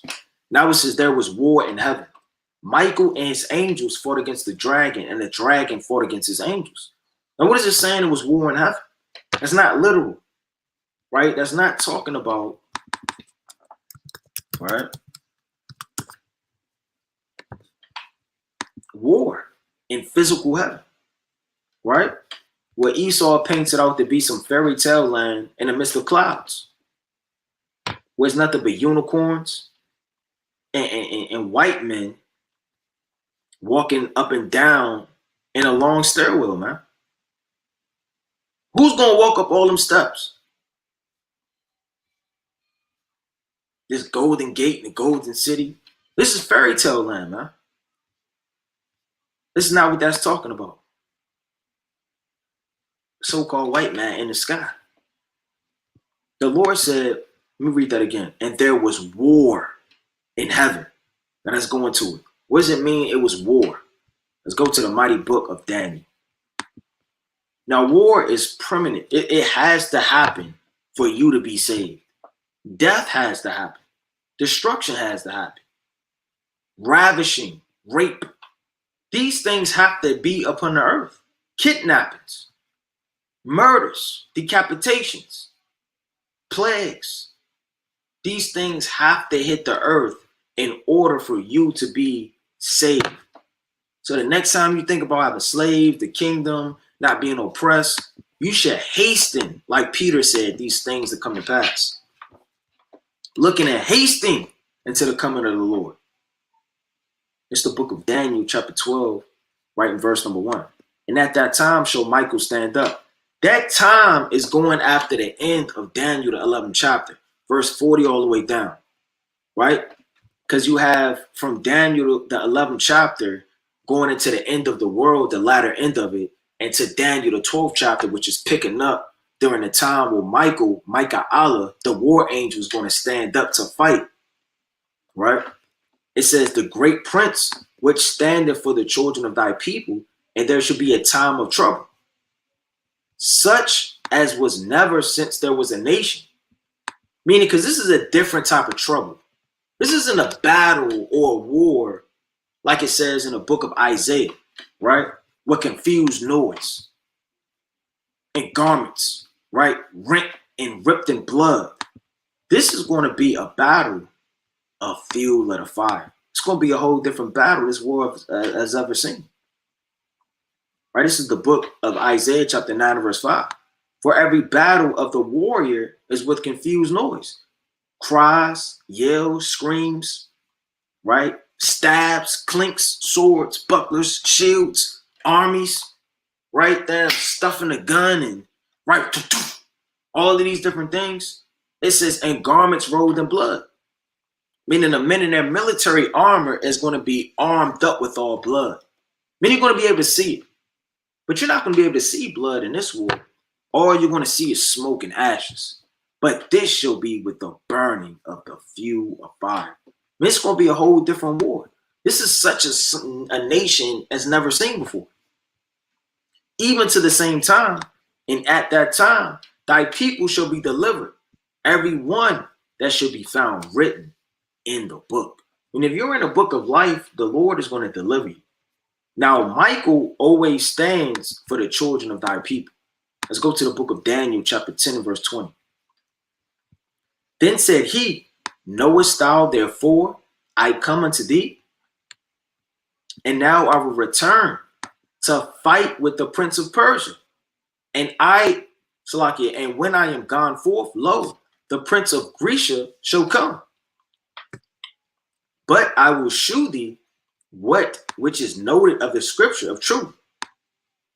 And there is none that holdeth with me in these things, but Michael, your prince. So Michael's going to stand up and fight, man. He's likened it to like a captain, like a leader, right? You're going to have Yahushua leading the battle, and under him, you're going to have all of the army of the angels and all their different ranks going to war, ready to thrush and devour. Right, let me get this real fast.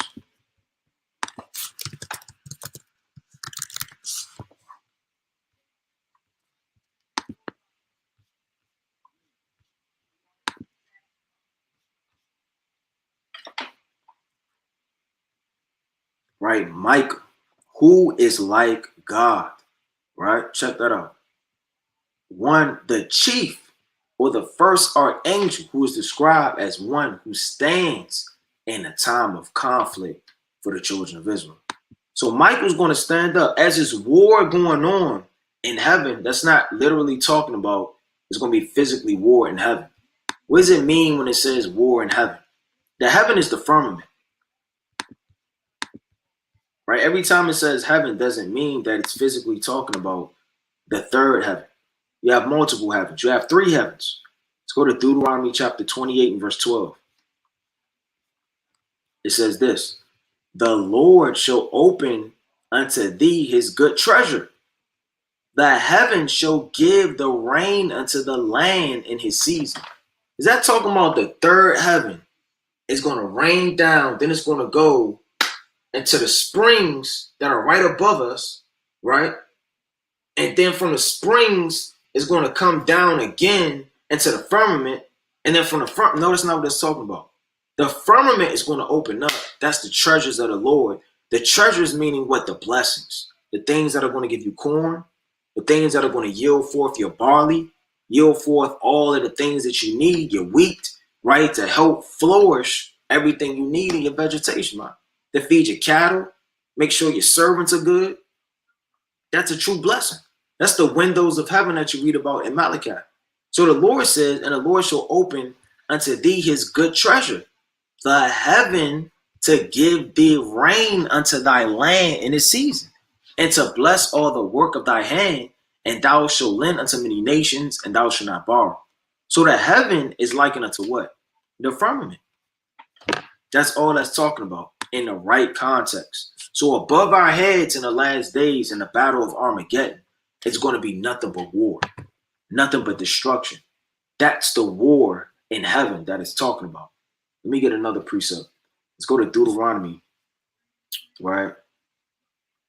Let me see what I want. Chapter 28 and 23. It says, and the heaven that is over thy head shall be brass, and the earth that is under thee shall be iron. The Lord shall make the rain of thy land powder and dust. Is that literal? Is the heaven literally going to be over our head brass? And in the third heaven, it's going to be brass all up in the brass? No, it's all hip talk. Meaning the heaven, meaning the firmament is going to be brass. It's not going to open up to yield forth rain. It's going to be closed off and strong to where you can't open it up for the Lord to rain down upon you. Your vegetation, your crops, feed your animals, right? Give your animals drink, give you thirst. And the earth shall be under thee as iron. Meaning the earth isn't going to be fertile. It's going to be iron. It's going to be closed up. Meaning your earth and your vessel and your mulch won't give an increase. Neither will the firmament and the Most High open up the increase. It says this, the Lord shall make the rain of thy land powder and dust. From heaven shall it come down upon thee, until thou be destroyed. So it's telling you what heaven is. Heaven could be the third heaven, which you have to have discernment in certain contexts, but then heaven could be the firmament. So when there's war in heaven, there's war in the firmament. Let me read that again. It says, and there was war in heaven, Michael and his angels. When it says Michael and his angels, this is not talking about Yahushua. A lot of people may break this down. No, this is not Michael. This is really Yahushua right here. No, the Lord is going to lead that. We know that the Most High through his son Yahushua is going to lead. Michael is the war angel, right? And his angels, it says his angels because he's a part of that army. You have Yahweh's host. Now, let me get this quick precept in the book of Genesis chapter 37 and verse 1. And Jacob dwelt in the Salak. Is this what I want? Bear with me.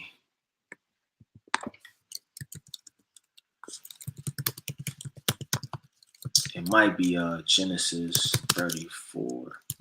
It's Genesis 30 something. Salak, bear with me.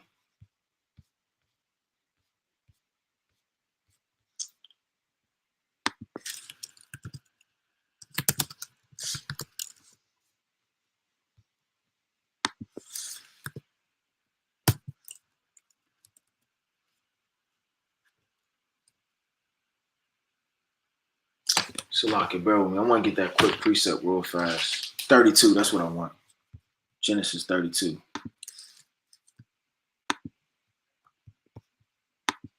It's the book of Genesis, chapter 32, and verse number 1.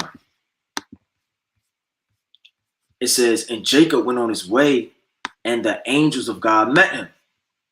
And when Jacob saw them, he said, this is God's host. Meaning this is the army of the Lord, where he's seeing the angels. So when it says Michael and his angels, right, it's just talking about the host of heaven. It's talking about the army of heaven. It's not giving preeminence to Michael or any type of rulership or authority. Neither is that saying that that's Yahweh. That's the army of the Lord. Any army has commanders, officers, captains, leaders, and different men, soldiers. It has a rank and it has a formation. It says fought against the dragon, right? It's like, and his angels fought against the dragon, and the dragon fought and his angels. So this dragon is likened to having his own angels. Who are the dragon's angels? Who are the dragon? What is the dragon? What is his angels? Who do you think his angels are? What do you think he's doing? What is he gearing up for? We've been seeing them in army, tanks, military. I have yet to believe, even if I was in the world and did not know this truth, I would not think that they're doing all of this practice, all of this aircraft work, all of this undercover military damn ops, right? All of this submarine diving, and all of this just to take another part of land that's not even half as big as America. I have yet to believe. I have never believed that, man. It's something deeper that they're preparing for. Why do they have a space force? Why are they gearing up with mass weapons of destruction? Why do they have so many branches of the U.S. military? Why are they drafting children into the army? Why are they teaching you so fluently how to make bombs and smokes, gas chambers, and all type of weapons of mass destruction?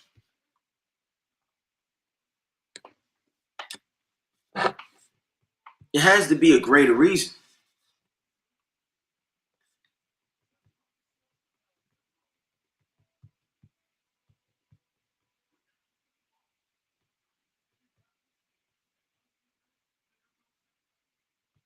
Right? Let me get this quick precept. Well, let me go to the mighty book of Jeremiah, chapter 50. So as this man has his own military, right? The devil, the dragon, and his angels, and the Most High has his own military. But let me get this real fast in the book of Jeremiah. It's Jeremiah chapter 50. And I'm going to start at verse 25. And it says this. The Lord opened his armory. So the Lord has his own armory, man. What's an armory? What is that talking about?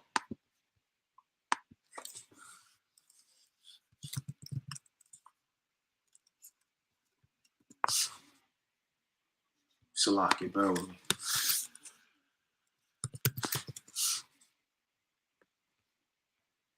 That's where you keep all your swords, your bucklers, all your weapons, all your guns. Hey, the Lord got his own armory, man, through the Spirit. And what is he going to take out of that? The angels, war, vengeance, destruction, and all of these things to break down this man's society and everything he's built. The Lord have opened his armory and have brought forth the weapons of his indignation. For this is the work of the Lord God of hosts in the land of the Chaldeans. Who's your modern day Chaldean, man? The so-called white man. He's the daughter of Babylon. Meaning, literally, America is literally nothing more than Babylon. When you go to the book of Job, let me get this quick precept. In the book of Job. All right. Get this quick precept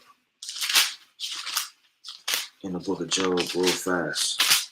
Because the Lord has an armory and he has weapons, right? It's the book of Job, chapter 38, and I'm going to start at verse 22. It says, "Hast thou entered into the treasures of snow, or hast thou seen the treasures of hell, which I have reserved against the time of trouble?" So the Lord has things reserved for the time of trouble, against the day of battle and war. So the Lord has things prepared for the day of battle and the day of war. So the Lord has an armory. He has his treasures for the reserve for a time and a season, for the battle and for war. So as Michael and his angels, right, which are Yahweh's hosts, are warring up, and this is the battle of Armageddon, right? It says, "And the dragon fought with his angels." So you're going to have Esau and all of his military might trying to come up to devour the Lord in the air. All right, let's go to the book of Revelation, chapter 17. Now, if you're on the earth in these days, you got to really, it's going to be like nothing you ever thought of. You're going to literally see angels. You're going to see these things. You're going to see the chariots in the air. They're going to be zapping lasers, right? The arrows and the lightnings of God, like you read about in Wisdom of Solomon, chapter 5, verse 17, all the way down. You're going to see these things. You're going to see explosions, damn, pool pits and all type of holes and smoke. You can't breathe. People screaming, dead bodies, arms everywhere, blood. And you're going to ask yourself, man, right? Am I really in this thing in those days? Because terror is going to be upon you. You're not going to have anybody to calm you down. If you're still alive during those days, most how willing you are. But that's if you get to see these wonders. It's only going to be a small amount of people that are going to be able to see these wonders. The Lord said, if he grant thee to live, paraphrasing, right in the book of Wisdom, second Esdras, the 5th chapter. Thou shalt see after the third trump that the sun shall shine suddenly in the day and the moon thrice in the night, paraphrasing. Right, this is the book of Revelation, chapter 17 and verse 14. "These shall make war with the Lamb, and the Lamb shall overcome them, for he is the Lord of lords and the King of kings, and they that are with him are called chosen and faithful." So they're going to make war with the Lamb. The Lamb is coming, and under the Lamb, Yahweh's host, and it's going to be war in the sky. Let me see this.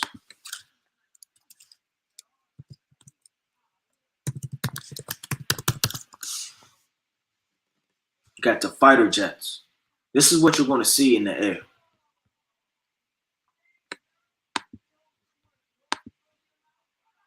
Fighter jets and missiles and bombs.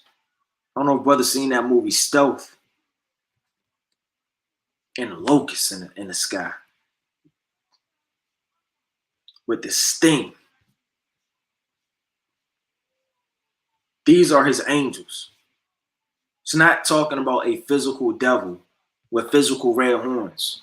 And he brings his minions on the earth to wreak havoc and all type of wickedness.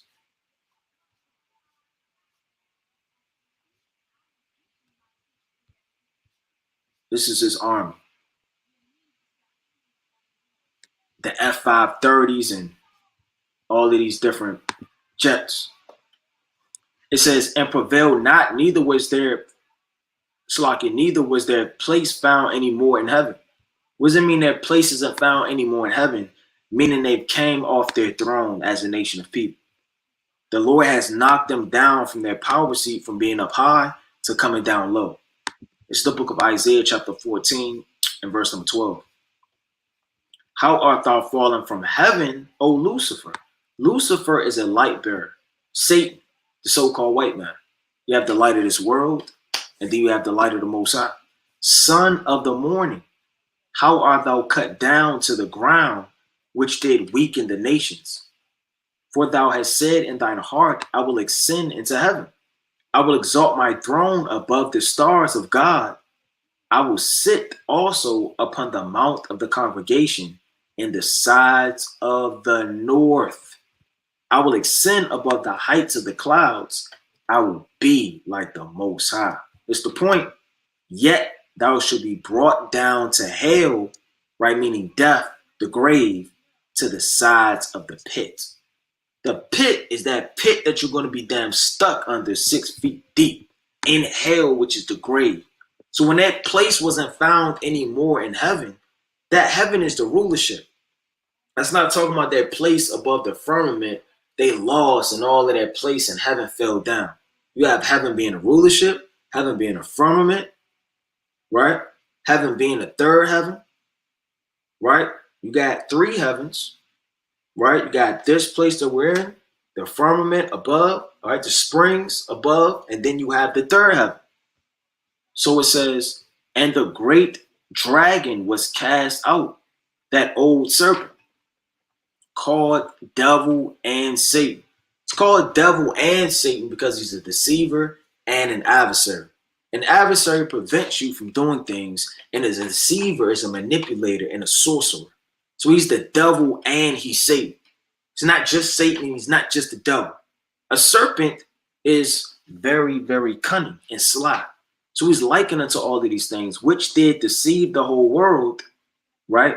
He was cast out into the earth, and his angels were cast out with him. Now, a lot of Christians may break this down as Satan is, leaving heaven. He was playing the organ, he was playing the pipes, and he got kicked out, man, because the Lord was jealous of him, or whatever the case may be.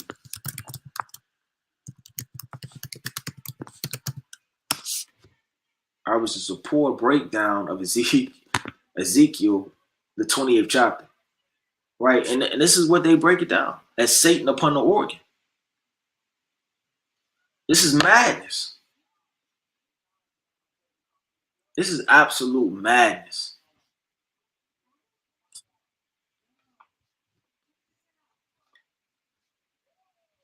Right? Satan upon the organ. That's not what this is talking about. Right? It says, read that again.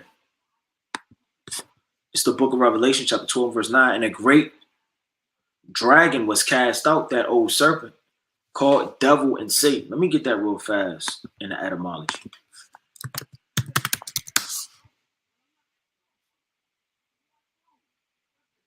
Right? Let me get this real fast.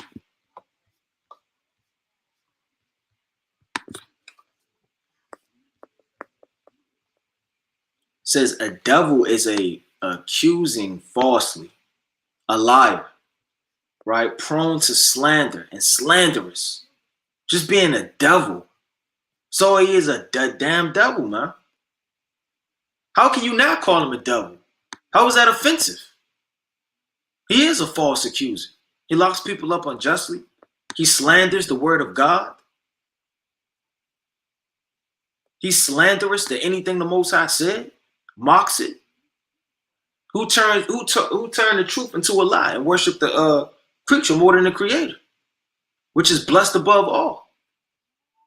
So how isn't he the devil and Satan? Right? Adversary. Who stops you from getting jobs? Who makes it hard for you to gain knowledge and understanding? Who chops off all of your history and opposes everything which is righteous against you? Right? It says who opposes others and purpose to act. So he is an adversary and he is the devil. Satan, he gets cast out. He was cast out into the earth and his angels were cast out with him. Now, when you read this, it's going back in time. So it's going in and out of time all throughout Revelation 14. It's not all coinciding during the Roman Empire. Neither is it all the battle of Armageddon. Right? So as he getting cast out, right, it says, and I heard a loud voice saying in heaven, now is salvation and strength in the kingdom of our God and the power of Hamashiach Malak Yahushua, right? For the accuser of our brethren is cast down, which accused them before our God day and night. Now you could link this up with Revelation, this 19th chapter. Now this is after the destruction of what? Babylon. after the Lord comes back in the battle of Armageddon. Now, after this is going on, right, you're going to have celebration after that's taken down. Right, let me get this real fast. Let me read that last part again. Right, it says, and I heard a loud voice in heaven, now is come salvation and strength, and the kingdom of our God, and the power of his Christ. For the accuse of our brethren is cast, which accused them before our God day and night. Now, Revelation, the 18th chapter, goes into the destruction of what? Of Babylon. The 19th chapter says this, 19:1. And after these things, I heard a great voice of much people in heaven saying, hallelujah, right? Salvation and glory and honor and power unto the Lord our God. For true and righteous are his judgments, for he hath judged the great whore, which did corrupt the earth with her fornication, and have avenged the blood of his servants at her hand. Right? Check that out. And again they said, hallelujah, and her smoke arose up forever and ever. Well, let me go to Revelation chapter 17 in verse number 3. Well, I'm going to start at 2, right? I'm going to start at 1. It says, and there came one of the 7 angels, right, which had the 7 vials, and talked with me, saying unto me, come thither, and I will shew thee the judgment of the great whore, that sitteth upon many waters. And the waters are the nations. So she's sitting upon them as fornication and lewdness, with whom the kings of the earth have committed fornication, right? And all of the kings and all of these nations have been in bed with Babylon, right? Hold on, Salakia.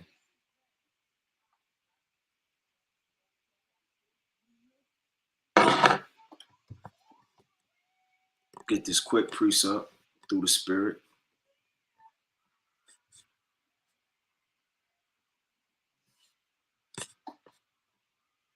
Right, and it reads, it says, for whom the kings of the earth have committed fornication, and the inhabitants of the earth have been made drunk with the wine of her fornication.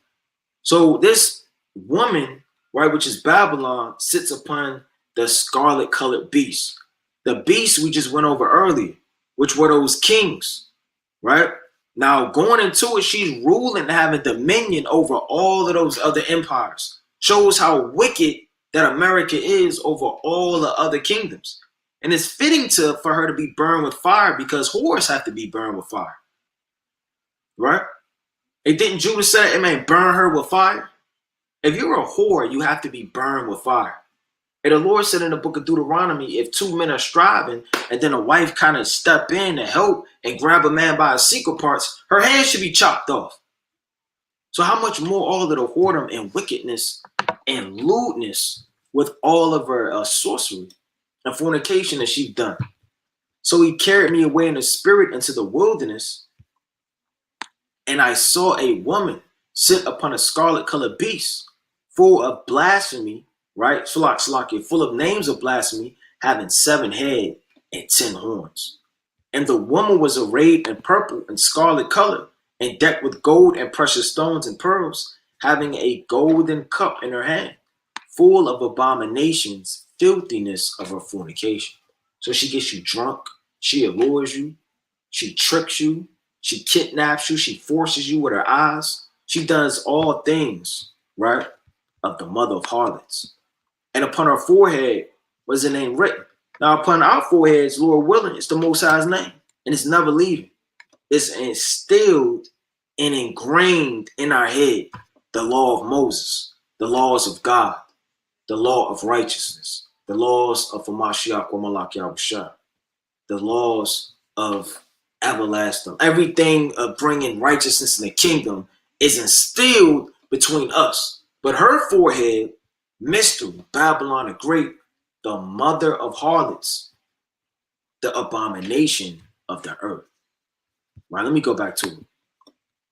Right, verse number 11, right, it says thus, right, it says, and I heard a loud voice saying in heaven, now is salvation and strength in the kingdom of our God and the power of his Christ, and the accuse of our brethren cast down, which accused them before our God day and night.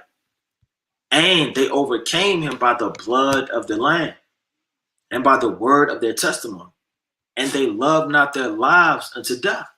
And that's the thing about this truth. You got, if you really in this truth, you can't love your life, man. Your life doesn't mean anything.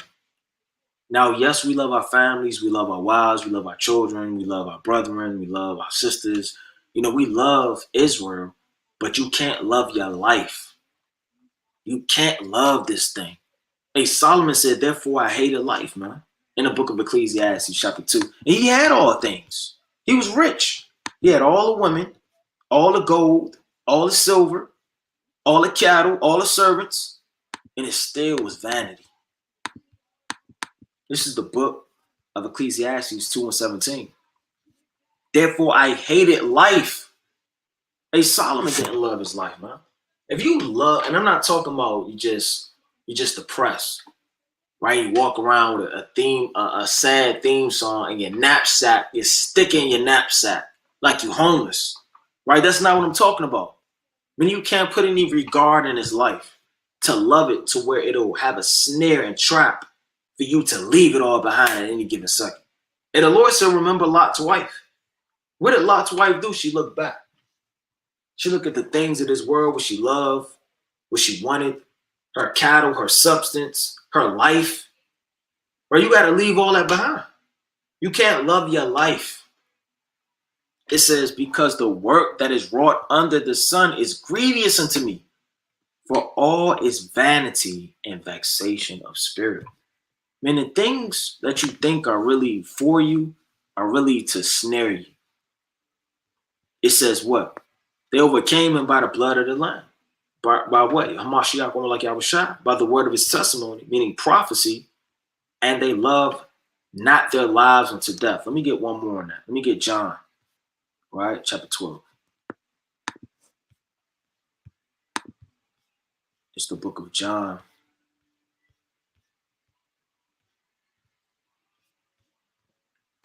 Chapter 12. And verse number 25. It says, he that loveth his life shall lose it. So if you love your life, you're eventually going to lose it. And something is going to happen, right, to where you don't have it. And he that hateth his life in this world shall keep it unto life eternal. And if you negate the cares of this life, right, then you will eventually have what? Everlasting life, right? So, Salaki, bear with me. Right? Let me go back to it.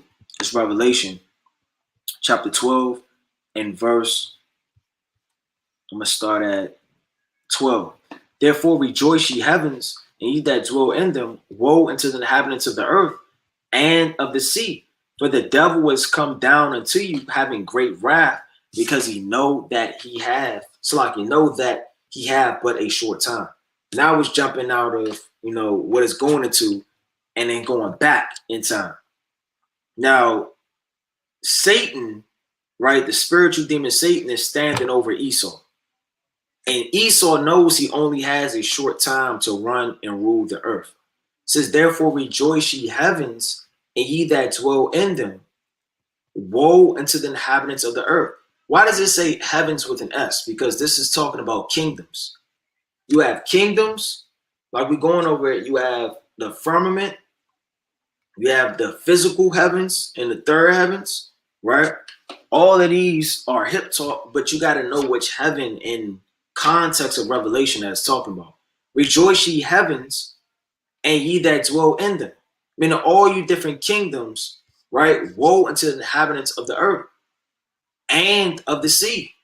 Meaning anybody that's of the isles and all the parts of the earth, for the devil is come down unto you, having great wrath, because he know that he have but a short time. Meaning Satan, right, through the hand of the so-called white man to reign over him, to manipulate the earth, is only for a short season. But let me get the book of Job, chapter 24 and 24. Right, this is the mighty book of Job, chapter 24 and verse number 24. Right, and it reads,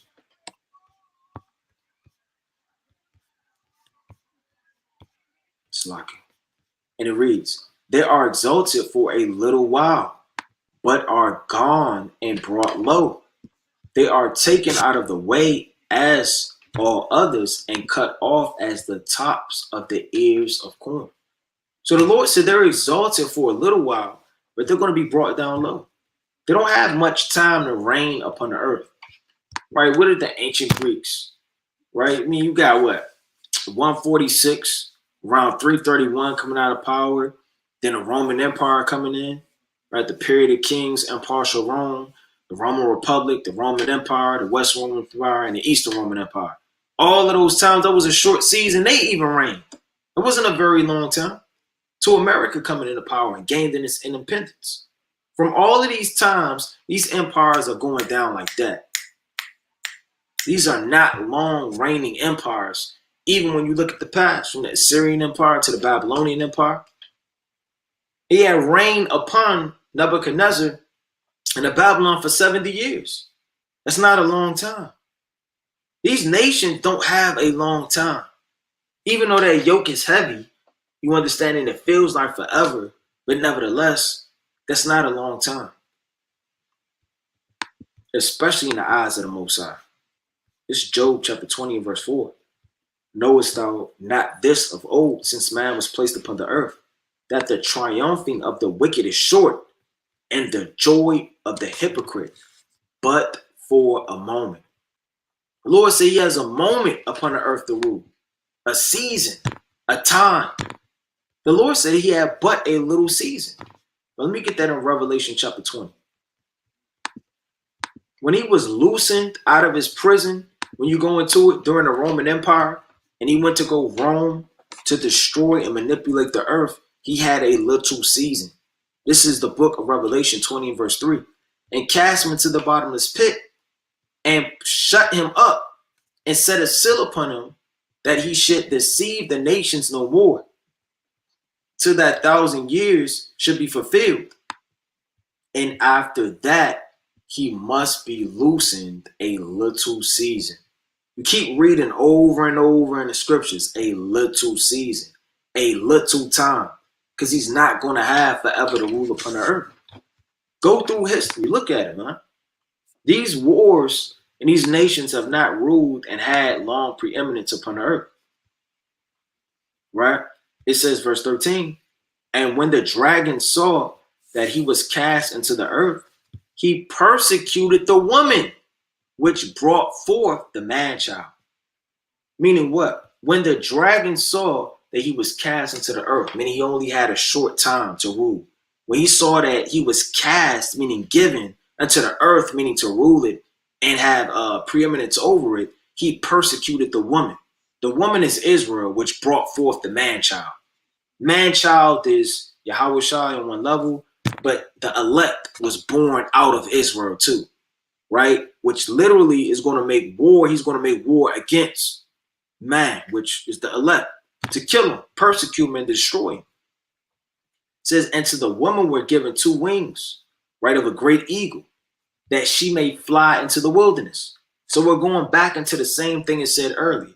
That woman is Israel is given 2 wings as a what? As an eagle. But the wings are parabolic to safety. The wings are parabolic to freedom. Not freedom out of captivity, but free to do the will of the Most High and guide you to where he's telling you. Hey, the Lord said through the hand of David, oh, that I had wings like a dove, that I may fly and be at rest. Let me get the book of Psalms, chapter 55.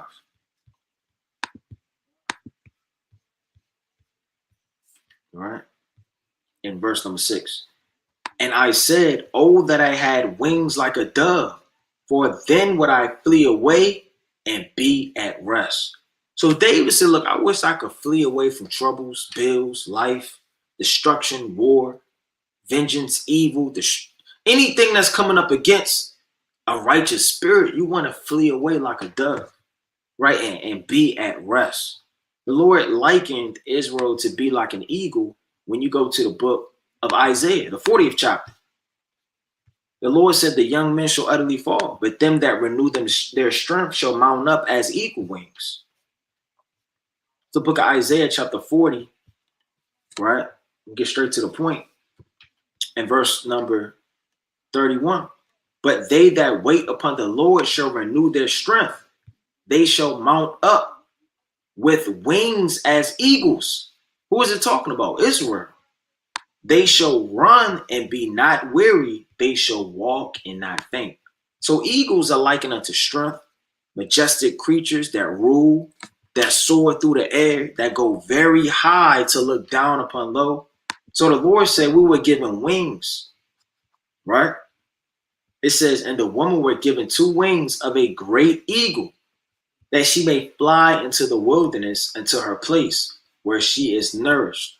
It's saying the same thing as the precept we read earlier. That woman is Israel, wings, meaning a way to be able to flee into the wilderness, that is into her place, meaning her specific place where she may be built up in. That may be in North Dakota, that may be all the way in Florida, wherever the place that you're in, to be nourished up in the truth, to be brought to understanding. For a time, which is 360 times, right, which is 720, and a half a time, which is 180. That's all saying the same exact thing of 1,260 days. That's what a time is. A time is a year, right, when you go into the Hebrew. But you have nourished for a time, times, and a half a time, right? Going back to that calculator, right, if we got to pull it up,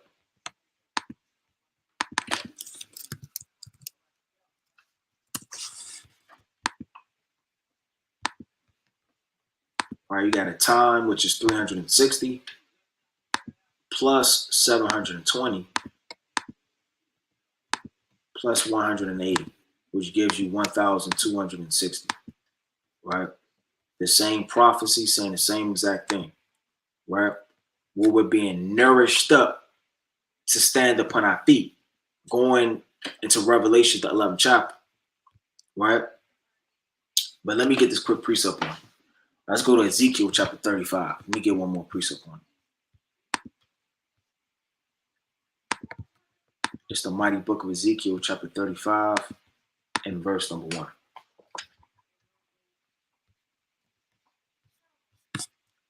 It says, moreover, the word of the Lord came unto me, saying, Son of man, set thy face against Mount Seir, right, and prophesy. So like Isaiah, that's what I want. See, the spirit can't stop you from getting on Esau. Right, this is the book of Isaiah, chapter 35, and verse number 1. The wilderness and the solitary place shall be glad for them. Meaning when we get there to the wilderness, it's going to be glad for us. Because it's going to yield the things that it never did. It says the wilderness and the solitary place shall be glad for them, and the desert shall rejoice and blossom as the rose. Meaning once we get there, we're going to blossom as a rose. That rose is talking about all of Israel. And it shall blossom abundantly and receive even with joy and singing. And the glory of Lebanon should be given unto it, and the excellency of Carmel and Sharon. Right? These are ancient Israel wildernesses that were beautiful. They shall see the glory of the Lord and his excellency of our God. How are we going to see the glory of the Lord, man? We want to see our brother that was a drug dealer now become a prophet. The sister that was a whore and some type of wicked, sassy demon. Now she got a dress on and hair wraps. Reverencing her husband with all authority under Yahushua, right? Which are truly in his truth, that fear the Most High. Brothers that are actually caring about the flock, giving alms when they would hide their money in their back pocket from their own blood brother. These are the glory and the miracles and the excellency that we're going to see the Most High. It says, strengthen ye the weak hands and confirm the feeble knees. Say to them that are of a fearful heart, be strong, fear not. Behold, your God will come with vengeance, even God with recompense. He will come and save you. These are the things we're going to be hearing in the wilderness. The eyes of the blind shall be open, and the ears of the deaf shall be unstopped. Meaning in the wilderness, you was once blind, man. You was blind 4 years ago, 10 years ago, 12 years ago, 8 months ago. But in the wilderness, When you start to blossom, meaning you come to life. You were once in the dust and the dirt, dead, but then you took root. You got nourished and you started to blossom as Sharon, as Carmel, as all of these places. It says, then the eyes of the blind shall be open, the ears of the deaf shall be unstopped. Then shall the lame man leap as an hart. That's not literal. Everything is not literal. It's not talking about when you get to the second wilderness or whatever the case may be, you're in a wheelchair and you get up and you start walking. Or this wilderness is a physical wilderness. Or this is a physical lame man. No, the lame man is you. Lame is meaning you can't move, you're slow. Right? The Lord is going to take the speech, right, of men that are not eloquent and wise and bring them unto wisdom. Right, let me get this quick precept. Let's go to the book of Job.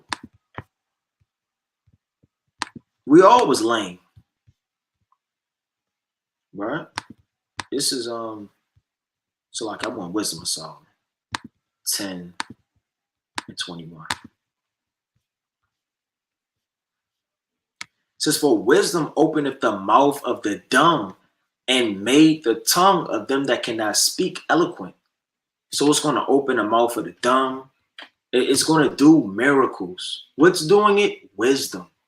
That's going to do the miracles. Lame, limping, hobbling, meaning you barely could walk. You're slow. You can't move. Unable to walk without difficulty as a result of an injury or illness. That's spiritual. When you're sick, you can't move. But the Lord is going to open that up in the what? In the wilderness. Right, reading on from there, it says, then shall the lame man leap as an hart, and the tongue of the dumb sing. We just went into the precept just now, Wisdom of Solomon 10, that the Lord is going to open up a tongue that is lame and mute and dumb, and now it's going to sing. What is it going to sing? The law of Moses. It's going to sing the commandments of God, because you got the beat and song of this world, you got the beat of the song of the elect. For in the wilderness shall waters break out and streams in the desert. And this is that desert. This is where we're going to get nourished up. This is where we're going to sing. This is where we're going to be likened to, like I said, a nice forest. These things are going to come to pass, and we're seeing it before our eyes. It says, and the serpent cast out of his mouth water as a flood, after the woman that she might be caused her to be carried away of the flood.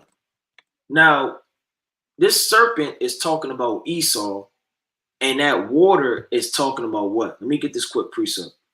Let's go to the mighty book of Isaiah. All right. Let's go to Isaiah chapter 17 and 12.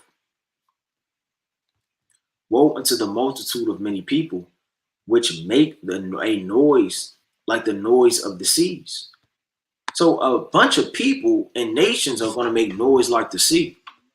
And to the rushing of nations that make a rushing like the rushing of mighty waters.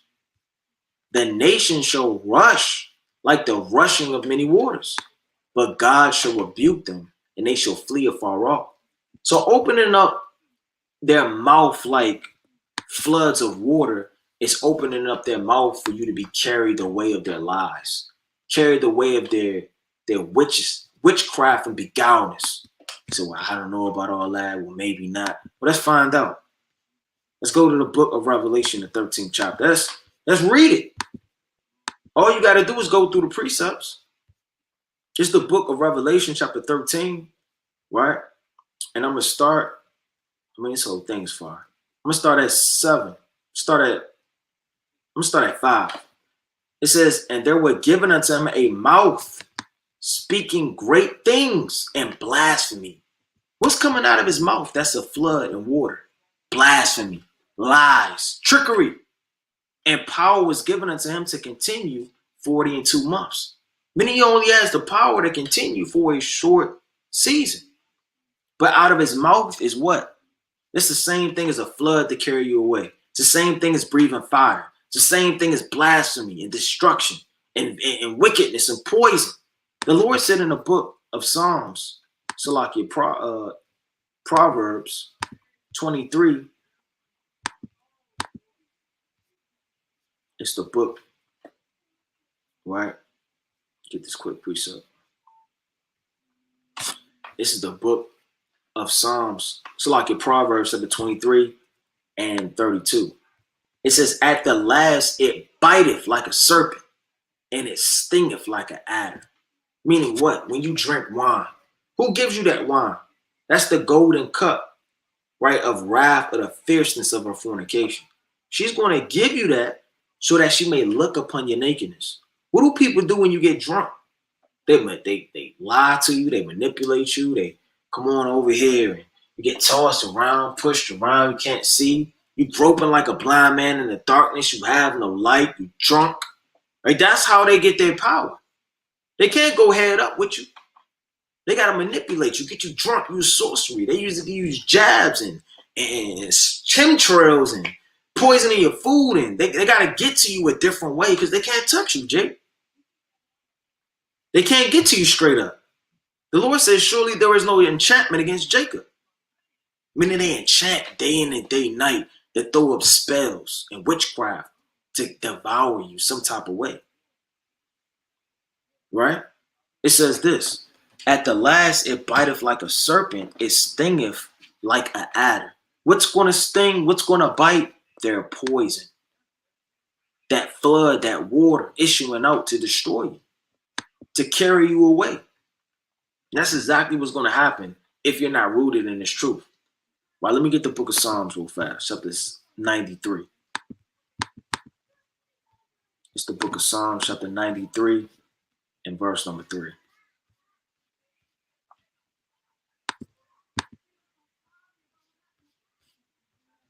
The floods have lifted up. O Yahweh, the floods have lifted up their voice.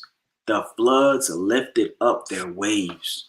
So if the floods is to carry you away, they're lifting up their voice in wrath and in lies.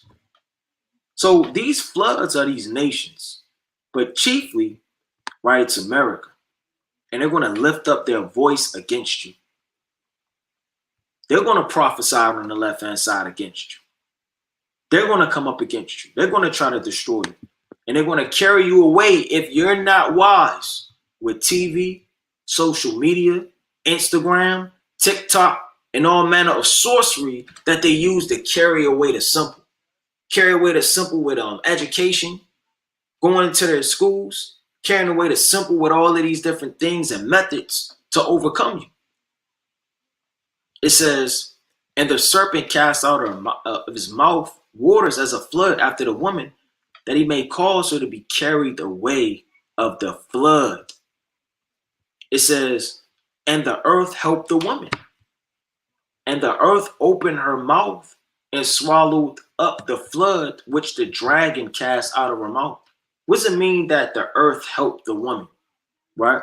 Now the earth is a woman. Right? And the earth is real, got seed, put seed into it, it's fertile. It says, and the earth helped the woman, and the earth opened her mouth and swallowed up the flood. Now, this is all a similitude.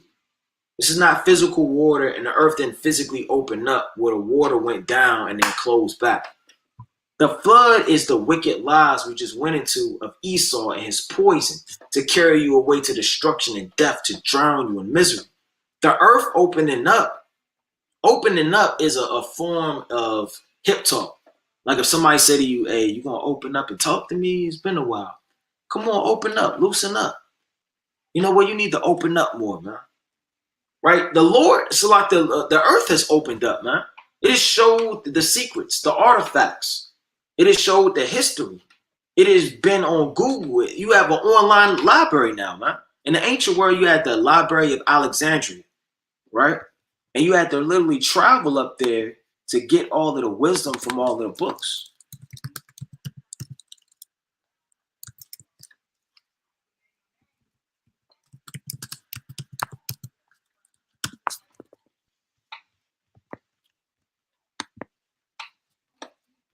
right? You had the Library of Alexandria.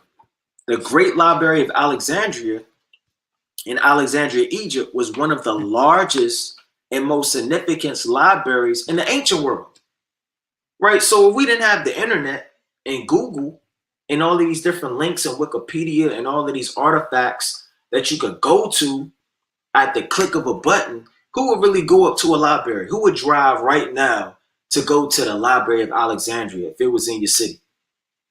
Not too many people, because people are slothful, lazy, they don't care, they don't want to know anything. They just want things at the drop of their dime.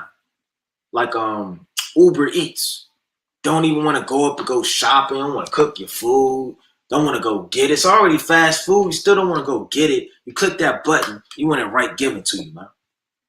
And you had to go fetch for these things.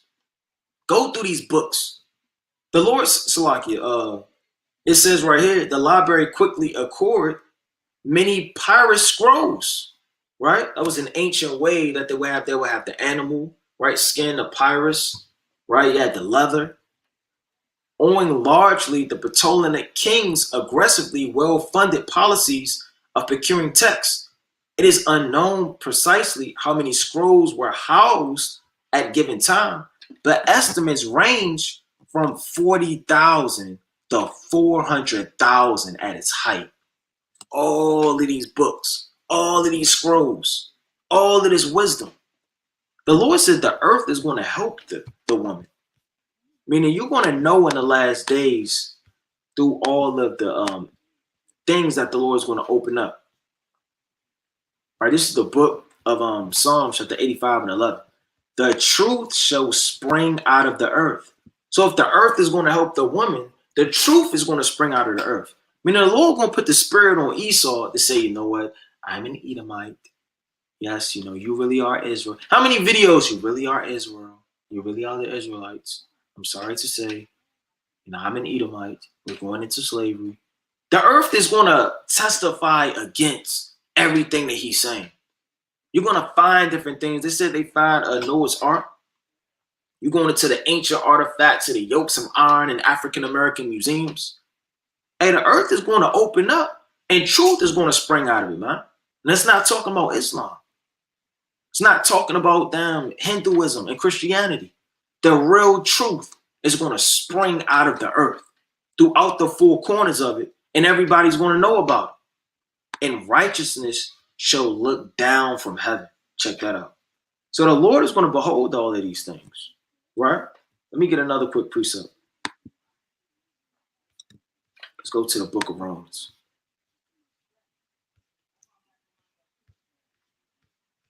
Right?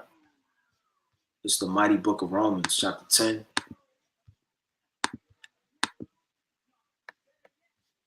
And verse number 18. Right? And it reads, but I say, have they not heard? Yes, verily, their sound went into all the earth. Who is that? The sound in the word of God. Faith cometh by hearing, and hearing by the word of God. So yes, verily they heard. Their sound, meaning the prophets in the spirit of the Most High, is going to go through all the earth. Truth's going to spring out of the earth on a prophetic level and on a carnal level, with this world helping the women through all of the artifacts and all of the things that are going to bring about. I mean, right now you could look at different books in Romania, right? Esau, who are the Edomites, right? All of these different authors and all of these men are coming scholars. They're making these books. Hebrews coming back. They got the Hebrew words and the writ. You're finding out who you are. The earth is helping the women. It's drowning out and opening up its mouth to swallow all of the flood of all of the lies and making it harder and harder day by day to be carried away by the flood of lies. It says, verily, their sound went into all the earth, and their words into the ends of the world. So everybody is knowing about the truth, man. They may tell somebody at work, you know, yeah, blah, blah, blah, blah. Yeah, I heard about the Israelites, right? Walk back, hey, brother, you know who you are? Yeah, I'm a Hebrew, right? I don't know what tribe, but I'm going to get back with you. Everybody hearing about this, man. It's the Great Awakening. That's how you know we almost there. Because once that 1,260 days, clothed in sackcloth, being soaked, and the next thing after that, 3 days and a half, is what? Us standing upon our feet and us getting out of here. Us being beamed up. Most High willing. Most High willing. Right? Most High willing. It's the book of Colossians, chapter 2. Right? Salakia.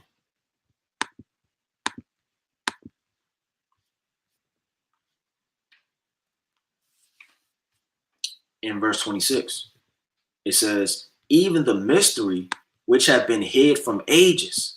So there are things that have been hid from ages into the last days that is springing out of the earth. The Lord said, even the mystery which have been hid from ages and from generations, but now is made manifest to his saints. Who is the saints? That's the last lot on the earth, the last generation. It's now being made manifest. The Lord said in the book of Psalms, the 24th chapter, this is the generation of them that seek him. So this is the generation. It's being made manifest through his saints. The riches and the glory of things hidden from the foundation of the world. Right? Verse 17, and the dragon was wroth with the woman and went to make war with the remnant of her seed, which kept the commandments of God and have the testimony of Hamashiach wa Malak Yahushua. So this dragon is going to be wroth. You're going to be pissed when you coming into the truth. You're going to be pissed when you cast away your old garment, right, of his lies, and you put on righteousness. You girt yourself up with a double garment, right? And went to make war with the remnant of her seed, which keep the commandments. So Negroes that don't keep the commandments and drink 40s and have fun all day, disrespect their husbands, disrespect their wives, hate one another, and kill one another in all type of lewd sin. Esau's not worried about them. They're not the cream of the crop where his eyes are on. His eyes are upon the elect. Because he know if they get sealed and they wake up, that they're going to teach thousands and thousands more of the Israelites. Whether it be on the internet, whether it be in the streets, their zeal was jacked up. They can't stop teaching. They're on fire. They're a threat to the society. They're liable to say anything because it is the truth, right? And they're going to have to make war to shut him up. Because the more you teach and the more you know, the more you're going to wake up Jake. Jake is at a point to where he has tried every religion, every custom, every variance, and nothing seems to really work for him. He'll try for a season, try for a moment, try for a time, but it's still void until you really hear that truth. Till that light cut on, till that fire get inflamed, till that brother wake up. Next thing you know, he's going to wake up the next brother. It's a match. And the Lord said, how could Salakia 2 is better than 1? And a three chord is not easily broken, paraphrased. So the more strengthened we get as a nation and stronger we get as a people, the more we're going to be a threat in this man's society. Right? When it was 17 niggas on the corner in New York City, right? And the elders a couple years ago in their eyes, that wasn't a threat to them. Because nobody's listening to some Negroes yelling. But as it starts to grow with camp, region, continent to continent, owls, now it's at a point to where, you know what? We can no longer sweep them away through this flood because the earth is now helping the women. It's everywhere. Now it's at the point we have to make war before it gets to the point where Yahushua comes back and redeems his people. And don't think the so-called white man doesn't know some type of prophecy. He watches the videos. And your elite of the elite know what's going on. Your Oppenheimers, right? All of your Rothschilds and other names that we don't know about. These elites, they know about it, man. Bill Gates, right? His clan, his confederacy, and certain men beyond the presidency, they know about these things. All of these different projects they have hidden. It says, let me get this quick precept. So they're going to make war against you if you keep the commandments. Let's get the book of Second Esdras. It's the book of Second Esdras, chapter 16 and verse 7. And it reads, But there shall be in every place and in the next cities a great insurrection upon those that fear the Lord. So in each city, in every city, there's going to be a great insurrection. Every place where you have set your face to go into, you're going to be an enemy of the state. It says, and they shall be like madmen. That's the war. That's Jacob's trouble, right? That's all hell breaking loose in the streets, in the cities, where men with masks, men with tanks, grabbing you up, working for the government, and taking you in for questioning, bringing you up before councils, and bringing you up to guillotines. They're going to be like madmen, sparing none. Children, old ladies, grandmothers, no matter if you was in this truth for 5 months, if you were in this truth for 10 years, but still spoiling and destroying those that fear the Lord. They're going to spoil your house for evidence, spoil your kids, destroy them, hang them, rape them, destroy them, right? All of this is going to happen. But you have to have a strong heart for the Lord. Because if your heart is too tied in this world, your emotions are going to rule over you. You got to have some type of structure, right? On a spiritual level. But that all boils down to predestination, mercy from the Most High. Because somebody can know all of the precepts, all of the breakdowns, and not have any type of strength in the Lord in the last days. And even the apostles, they asked the Lord, Lord, strengthen our faith. Verse 71, they shall be like madmen, sparing none, but spoiling and destroying those that fear the Lord. They shall waste and take away their goods and cast them out of their houses. They're going to be going door to door. That's why we're going to be pilgrims on the earth. We're going to be like Mattathias and his sons. The Lord said, whoever want to keep the laws of their fathers, follow me. And they fled into the wilderness. Meaning they were pilgrims upon the earth, man. It says they shall be known. So like it, then shall they be known who are my chosen. For they shall be tried as gold in the fire. Meaning you're really going to know who's the chosen of the Lord. Because in the last days, if you eating, you drinking, you're in his safety, in his army, under his umbrella, and in his refuge, right? You're not going to be tried because you've chosen your God. You've chosen your protection. You've chosen a man that's going to take care of you. Or you could choose the Most High. And choosing the Most High may not be clear to a lot of men because it's going to be dark. You're going to be cold. May not have food. That may not be the wisest decision in your carnal mindset in the last days. But that's where faith comes in. Faith is the absence of things not seen, right? But you hope for it. It says this, then shall they be known who are my chosen, and they shall be tried as gold in the fire. I mean, if you're really the Most High's chosen, you're going to be tried in the fire. So you got to really see how deep this is going to be in the last days with that war, right? This is going into the destruction of the third temple. This is the end all be all. This is the hour of temptation, right? This is whether you're really in the truth, right? It'll be manifest all your works, like you read about in the book of 1 Corinthians, right? The 3rd chapter. Like the Lord said, all thy works should be made manifest. So everything you've ever done is going to be tested that very moment, in that very hour, that very season, in that gold going through that fire.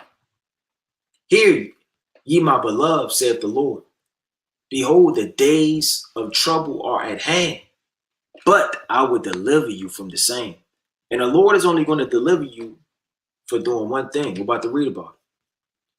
Be ye not afraid, neither doubt, for God is your guide, and the guide of them who keep my commandments. So if you don't keep the commandments, no matter how much you know, how many precepts, how long you've been in this truth, it's not going to sustain you. The Lord said he's a guide of them who keep his commandments. That's in the dark, that's in the light, that's with integrity, that's with shame and content, like they were coming at Jeremiah with, no matter who's watching, who's around. Hey, what happened, man, during the Babylonian Empire? Or what happened during the Persian-Medo Empire? What do you think happened to Mordecai, man? They wanted him to bow down. He didn't bow down to Haman. And all hell broke loose, and it was a war. And they were hunting his life. Daniel didn't bow down to the king's commandment. And they tried to kill Daniel and throw him into the lion's den. What happened to the three holy children? They did not bow down to the soup, the flute, and the psaltery, man. All hell broke loose with that, and they got thrown into the furnace. What do you think you're going to do when you don't keep his commandments and abide by his laws and his systems, when there's no more teaching, no more freedom of speech, mandatory injections, and mandatory XYZ throughout the earth that he is giving and implementing in the last days? You will be a rebel, a nigger, a Hebrew Israelite, an extremist, and everything against this man's system. And that's when you're even going to have to take the mark. I mean, men already have the mark now, but you're really going to be forced to make a decision in this truth, because you don't have the mark now, but you'll take it. You'll bow down, you'll yield, you'll give up, and you will not have strength. The Lord said he is a God of them who keep my commandments and precepts, saith the Lord. And that's a cut for all you people that think you don't got to keep Paul's letters, man. Think you don't got to believe in Sirach. Think you don't have to hearken to Proverbs and Psalms. And the Most High said you got to keep his precepts and his commandments for him to save you. And you got to be able to take counsel, be prudent and wise, take the commandments, the laws, and the judgments and lay it into heart, because that's what's going to perfect you in the last days. It says, saith the Lord God, let not your sins weigh you down, and let not your iniquities lift up themselves. Meaning, man, you could beat yourself up in the last days, man. Maybe this is judgment. Maybe I shouldn't. Maybe I am not the elected. Maybe the Lord is against me. You letting your sins weigh you down. And you're going to fall in the last days, man. You may fall more in the last days than you did in the beginning of this truth. You may have been on fire in the beginning of this truth. Hate and wickedness, casting it away. You may get weak and do God knows what. But then you need to what? You need to repent. You need to keep praying. You need to have your head up. Keep striving. Don't not fall and give up. You give up, all your righteousness is counted for nothing. The Lord said, let not your sins weigh you down. Because that's exactly what sin is going to do. You're running a race. Woe be unto them that are bound with their sins. If you're bound, you can't move, talk, have no actions, no strength. You're bound up in your sins. Brother, your sins can't rule over you because Yahweh Shai has set you free. The Lord has set you free, man. Me going off yesterday and last week, it's only on the Lord's mercy that I have an opportunity to what? To cleanse that. If I don't take that opportunity and I dwell in it through manipulation of Satan, that's whose problem? That's my problem. The Lord already set me free. Why am I yoked in my mind through Satan of bondage and sin? If I have the opportunity to be set free and to have righteousness dwell in me. The Lord said, blessed is he, right, who the Lord imputeth not iniquity. Meaning the Lord don't got to impute iniquity unto every man. Every man is not going to be held to the same standard of judgment. You got the sure mercies of David. It says, and cured, right? So like it covered with their iniquities. Like as a field is covered over with bushes, and a path thereof covered with thorns, that no man may travel through, and is left undressed, and is cast into the fire, to be consumed therewith. So in the last days, don't faint, right? When that dragon gets wroth, because it's already wroth, but it's going to get to a point where it's a complete madman, sparing none. And they're going to do what? Destroy and go to war with all the remnant of them that keep the commandments of God. Right? So let me get this closing precept. It's the book of Revelation, chapter 3, and verse number 2. Be watchful and strengthen the things which remain that are ready to die, for I have not found thy works perfect before Yahweh. So whatever is dying off, strengthen it up while you have the opportunity. For the Lord sift you away in the last days, man. That's reading, praying, studying. If you haven't fasted in a while, fast tomorrow night, man. If you haven't prayed in a while or haven't prayed consistently, right, jog that up to pray 7 times a day, 7 times tomorrow. If you haven't, whatever the case may be, right, read, get your chapters in. It's no excuse. If you fall away now, then, I mean, what are you going to do in times to come? The Lord said, I have not found thy works perfect before God. Remember, therefore, how thou hast received and heard, and hold fast. Hold fast, meaning you don't let something go. You hold it fast unto death.